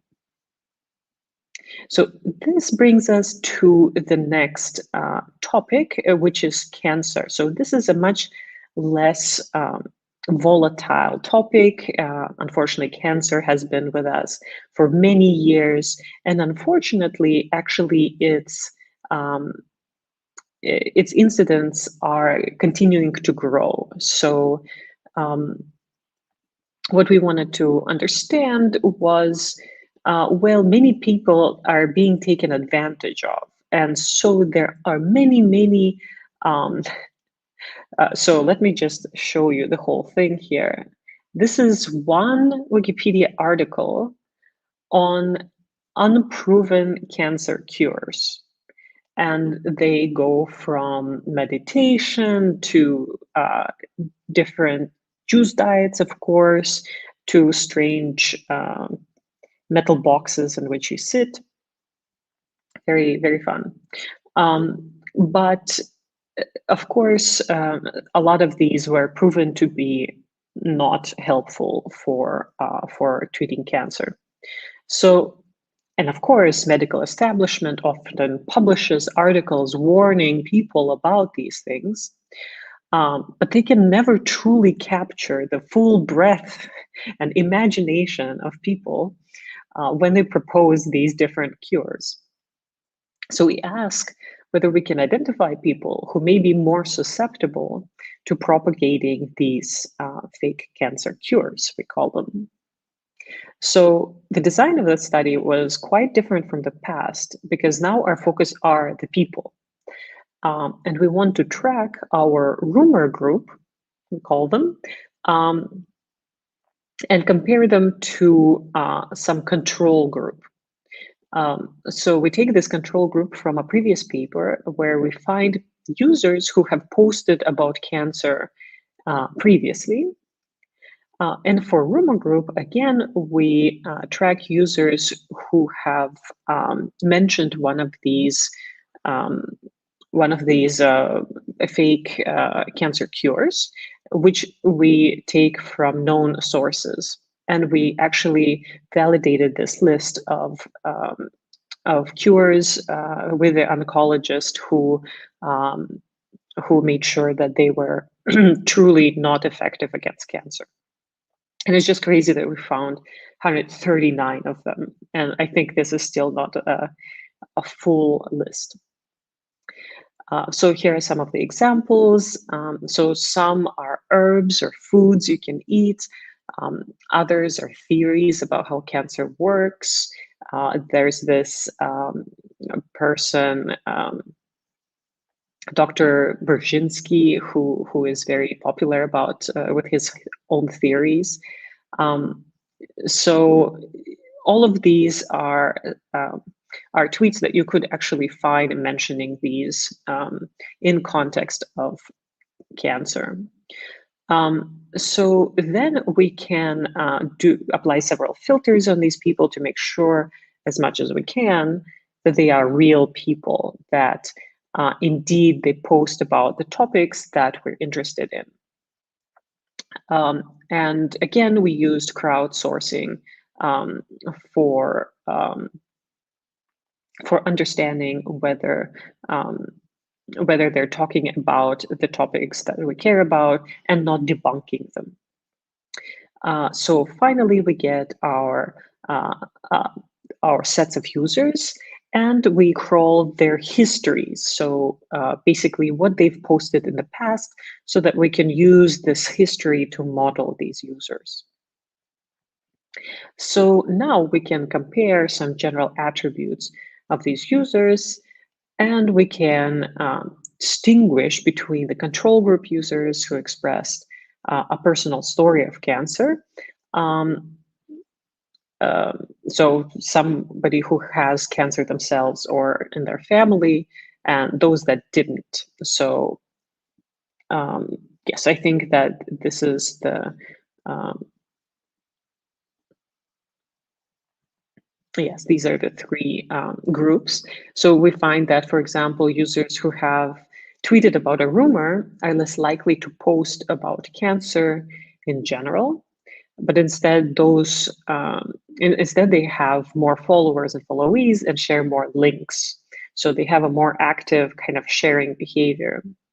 And their account age is also much younger than the other users.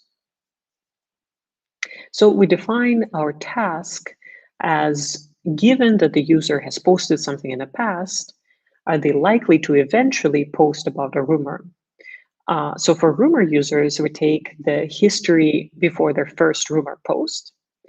But for control users, we don't have that cutoff point. So we just sample this cutoff point from the distribution that is similar to the rumor user distribution.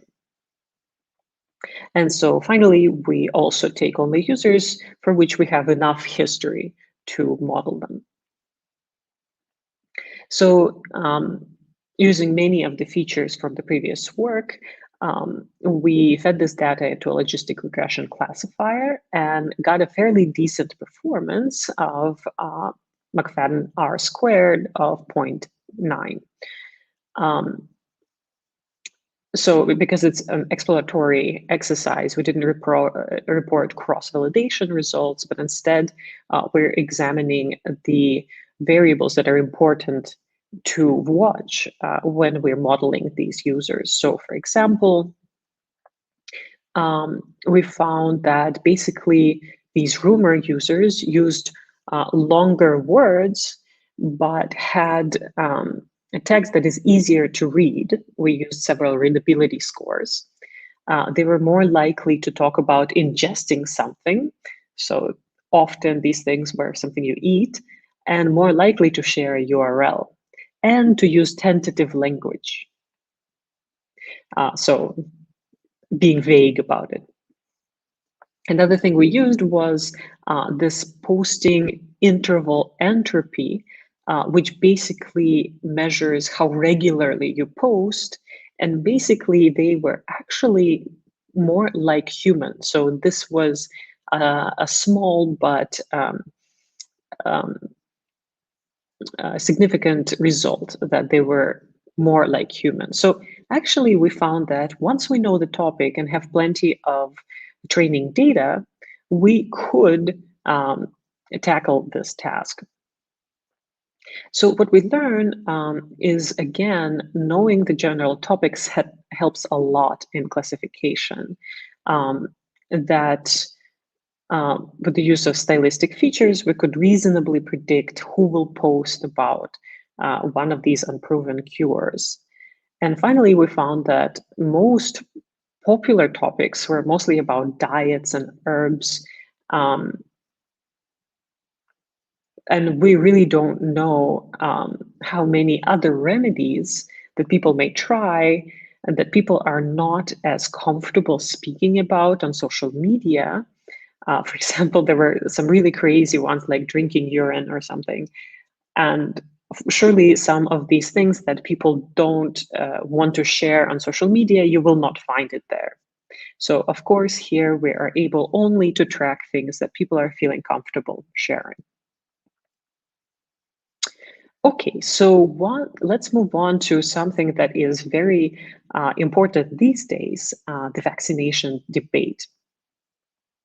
So ever since vaccines were invented, there has been public campaigning against them. So for example, this caricature from the beginning of 1800s that is basically saying that people turn into cows when they get the cowpox vaccine, which is of course not true. So what we wanted to understand, what are the properties of the vaccination debate on the different sides? So what are the properties of this debate, and maybe how can we use it as for a possible intervention?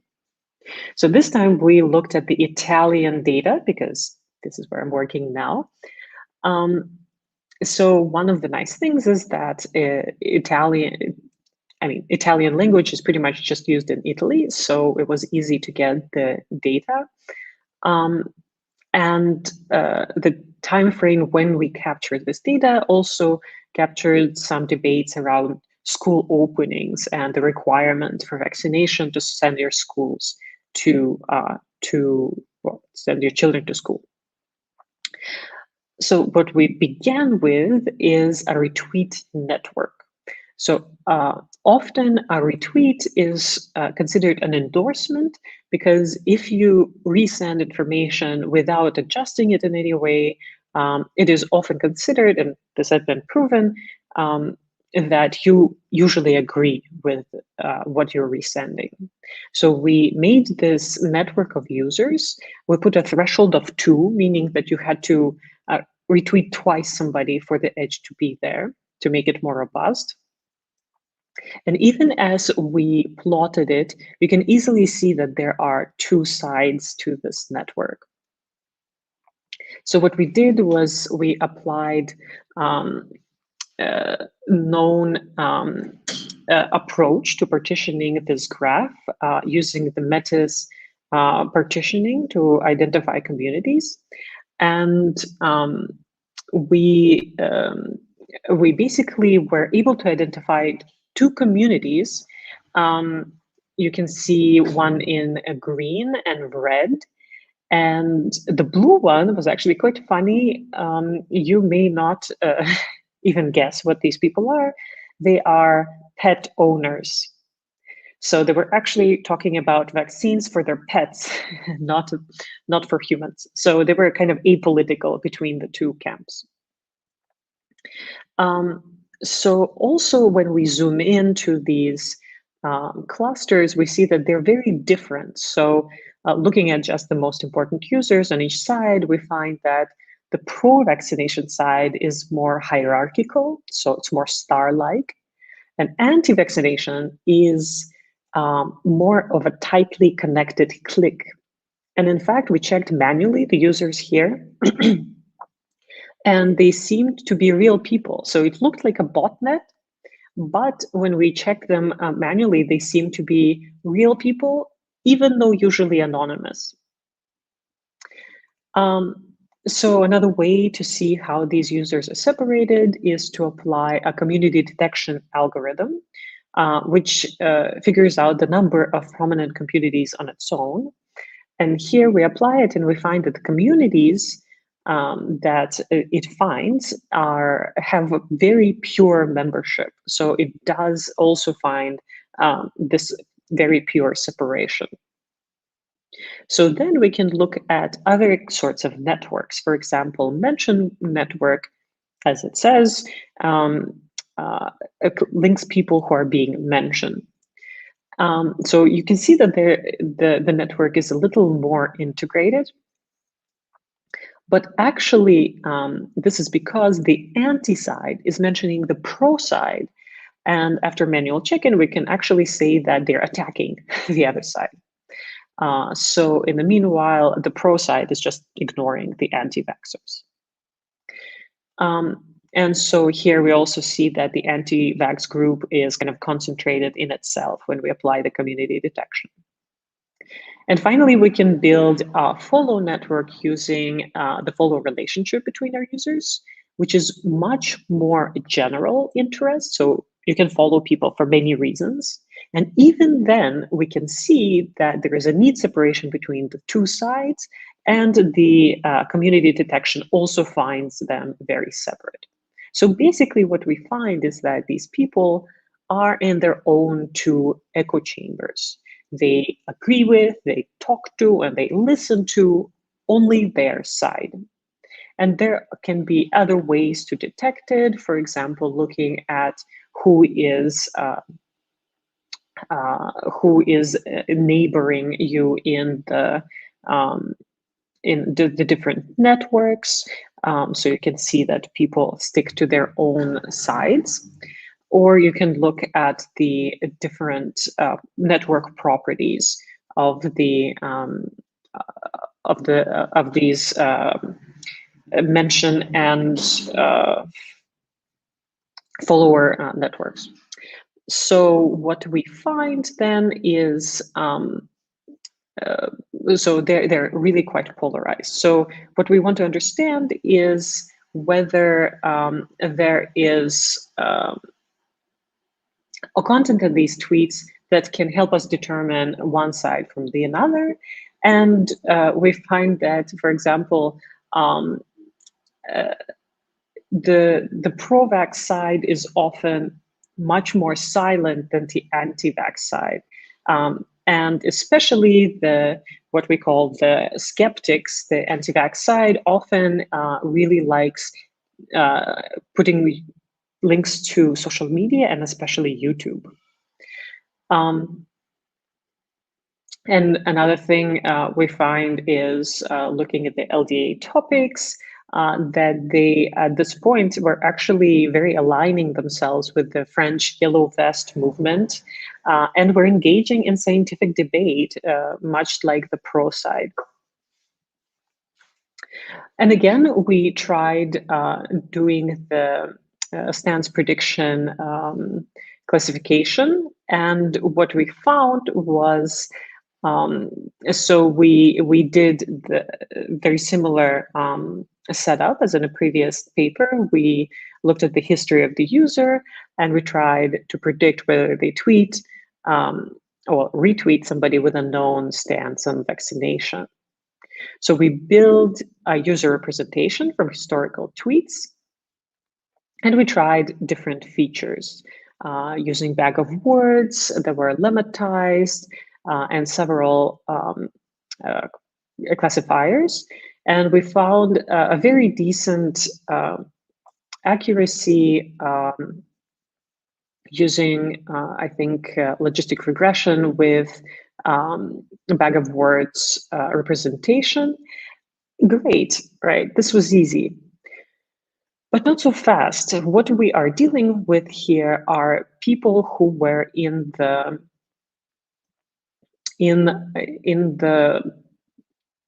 giant connected component that we were looking at previously. But not all users are in this component. Some of them are much more silent and don't retweet anybody. So what if we look at the non-retweeting users and try to only look at the content of their tweets? We sampled a few of these, and what we found is that even our own annotation of these tweets was very difficult. Our inter-annotator agreement was very low. So the accuracy of our model was many points lower than the previous setup. So unfortunately, these are the users we might want to target for intervention because they are much more hesitant. They may not have strong feelings yet. And unfortunately, it's more difficult to find them. So what did we find? Much of the conversation was really not about medicine, but about politics. And so we should think outside of the medical box when communicating with vaccine skeptics. We were surprised and how we could classify users via the Retweet Network. Actually, it was very accurate. But once you look at people outside of the giant connected component, people in the periphery who were not as vocal were very difficult to analyze. So even though they may be the ones that we want to target for intervention. Okay, so let me tell you just a few words about something that is not Twitter, and it's a very interesting data set that I encourage everybody to look at. And this is something called Facebook Ads Library. So after Facebook has been heavily criticized about potentially influencing elections, etc., it started releasing information about some of the ads that have been running on its platform through the Facebook Ads Library. And the nice thing about it is that they provide not only the ads themselves and who ran them, they also give you the ranges of how much money was spent on them and the demographic breakdown of their audience.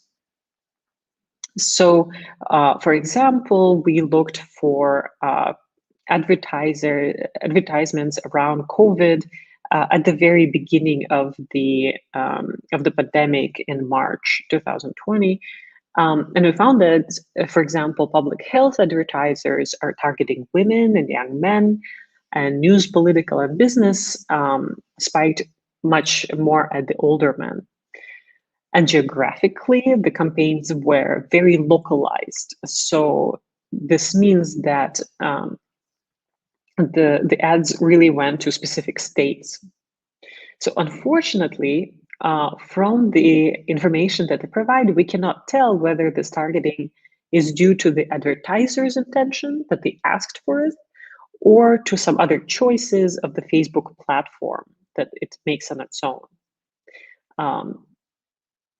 But so what can we see? So using this data set, we examined the early days of COVID pandemic, and for example, on both sides of the US political divide, we found that they were using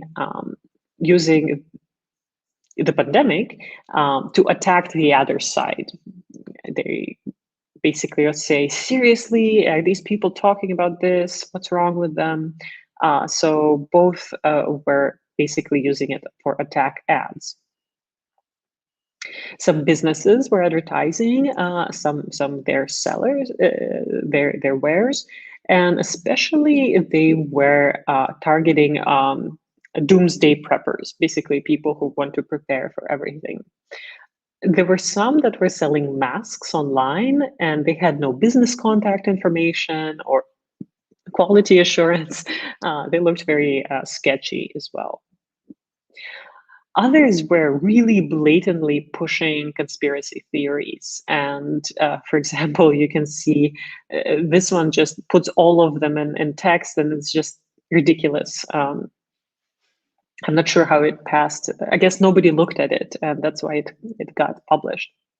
But others were a bit more nuanced and talked about insinuations about where the pandemic originated, and saying that maybe the Communist Party released it on purpose. So once we identify these ads, we can then look at the audiences who saw some of these ads, some of which may be misinformation. So although these are very few campaigns, we can see that those reporting something that looks like news seem to peak at the older females, and politics is much more male and older. So it would be very interesting to understand who is controlling this targeting. And we hope that Facebook may reveal more information about this in the future.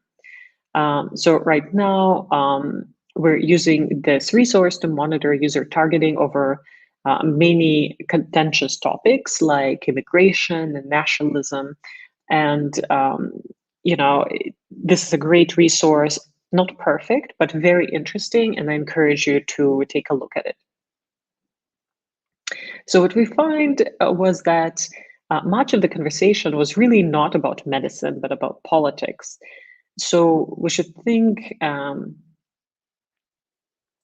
so we basically have these messages that are competing with the public health messaging, and that may be outspending the public health messages that are trying to reach people.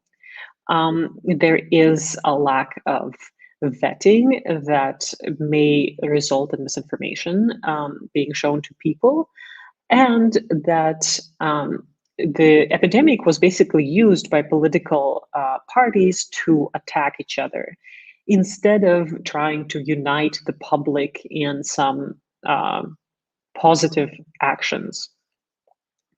Also, we found that there was narrow advertising that may again divide people, because they will basically see different versions of reality through their social media. So all of these are very concerning. Okay, so what's next? What am I thinking that should be done? And these are some of the things I'm already doing. So first, of course, it would be great to move outside Twitter. Twitter is not the world by any chance. So we're expanding our research to Facebook, Reddit, parent forums, WhatsApp, and whatever we can find. So if you know any other good data sources, let me know. We would also like to compare attitudes to health across different cultures, where variability in gender roles or trust and authority or many other cultural variables, for example, can be important. So we're also trying to understand better the objections or questions that health skeptics may have, instead of just lumping everybody into, rumor or anti-side, or, there are many finer points to what people really are objecting to. And so above all, what would be great is to find people who are susceptible to changing their point of view, not those that already have strong opinions, but those who are merely hesitant. And finally, not all alternative to mainstream health wisdom is necessarily bad. So we're looking for examples of successful citizen science efforts that may contribute to the body of knowledge. So a bit of skepticism may be very healthy, and it would be maybe great to encourage it and foster it for further scientific knowledge. Thank you so much for your attention. And if you're interested in any of these topics, feel free to contact me. This is my email and my Twitter handle. Thank you so much. Thank you so much, Helena. If anyone, please, of the attendees who have any questions, feel free to write them on the chat box. although I have like a couple of questions. I mean, we have among the participants in the event as well in people on the audience who are actually attending your talk now.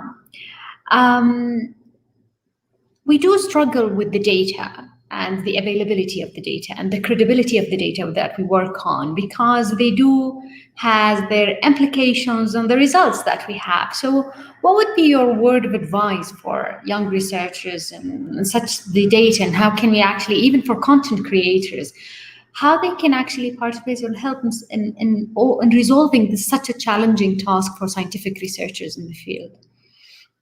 It's true. Well, one of the sources is to use your local resources, right? So often in your own country or your own language group, there would be NLP researchers building automatic translators or NLP tools, because a lot of this research is, of course, built on tools that are language specific. But surely there are, for example, taggers, lexicons, and other resources that are for your language specifically, and fostering these communications, these communities within the research community is great. For example, at QCRI, there is an Arabic language technologies group that builds these tools and that that allows this research. But of course, it is very peculiar to each place. So, for example, it's very difficult to study China, that has not only a very peculiar language to which English is very, English tools are difficult to apply, but it has its own platforms, right? Sina Weibo, for example. So a lot of it does need to be kind of fostered within the research community so that people collaborate. But in the end, I would say take the strengths that you can get. So for example, there aren't so many tools for Italian, but one great thing about Italian is that it's pretty much spoken in Italy. So if I take an Italian data set, I'm pretty sure that it's about Italy. So take the strengths that you can get from the particular situations that you're in. Thank you. And here's another question. I mean, you've mentioned that when you're trying to classify tweets for Zika virus, whether they're rumors or clarifications, you actually mentioned that the topic can make such a difference in the performance and identifying the topic itself.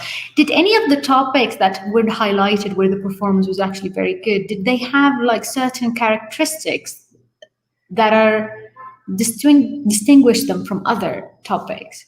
Have this come across your attention for the work that you've done?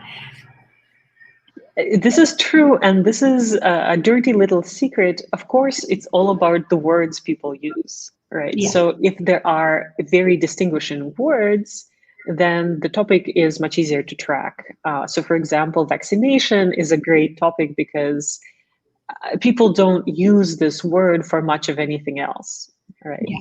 Except for example, vaccinating their pets, which we also captured. But often there are topics that use words that are very generic, like when they were talking about, for example, there was one about Americans being immune to Zika. But American immunity is such, I mean, many other topics are associated with these words that it was very difficult to track this particular topic. So unfortunately, just the linguistic properties can really make it or break it for one of these classifiers. True. Oh, thank you so much, Elena. It was an amazing talk, amazing presentation. I haven't received any questions on the chat box. However, whoever needs more information or have any questions, I'm more than happy to contact you or your contact details. Thank you so much, Elena. I will. Thank you. This will be the end of our talk. Thank you so much. Thank you.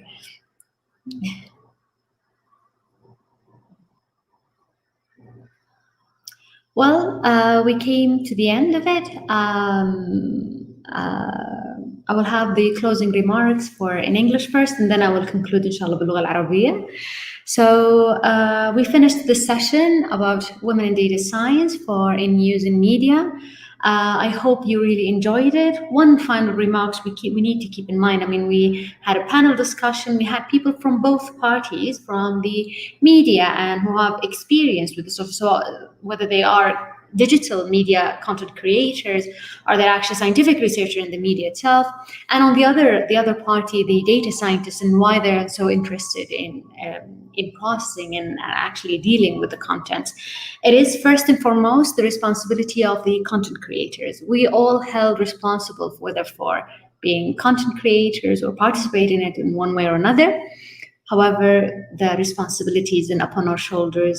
Every individual who is in one way or another pass a tweet or a piece of information or through the social media, we are held responsible for it. And as Dr. Mariam said, if we can just pause for a minute before posting something or spreading something on social media, that would be great, just to make sure that the credibility of the information we're posting is good.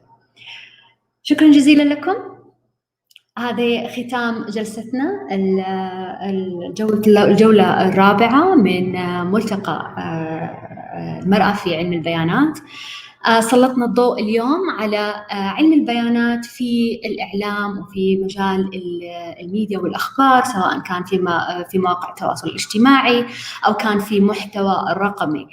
كثير من التحديات يواجهونها الرائدين في كلا المجالين، سواء كان في مجال علم البيانات أو كان في مجال الإعلام، ولكن هي المسؤولية تقع على كاهلنا جميعا. يجب أنه يعني نقف في التفكير، وزي ما ذكرت الدكتورة مريم نفكر ولو للحظة قبل ما نبدأ ننشر معلومات معينة أو نشارك في نشر معلومات معينة. قراءة المعلومات اللي تنشر لنا والمحتوى اللي ينشر لنا هذه جدا جدا مهمة. كثير من التحديات هي موجودة للطرفين، سواء كانوا علماء البيانات أو صناع المحتوى الرقمي. هي تحديات على الطرفين، ولكن بحول الله مع تقدم العلم ومع بذل الجهود من الطرفين سنمد جسر التواصل بين هذين المجالين للتغلب على هذه الصعوبات.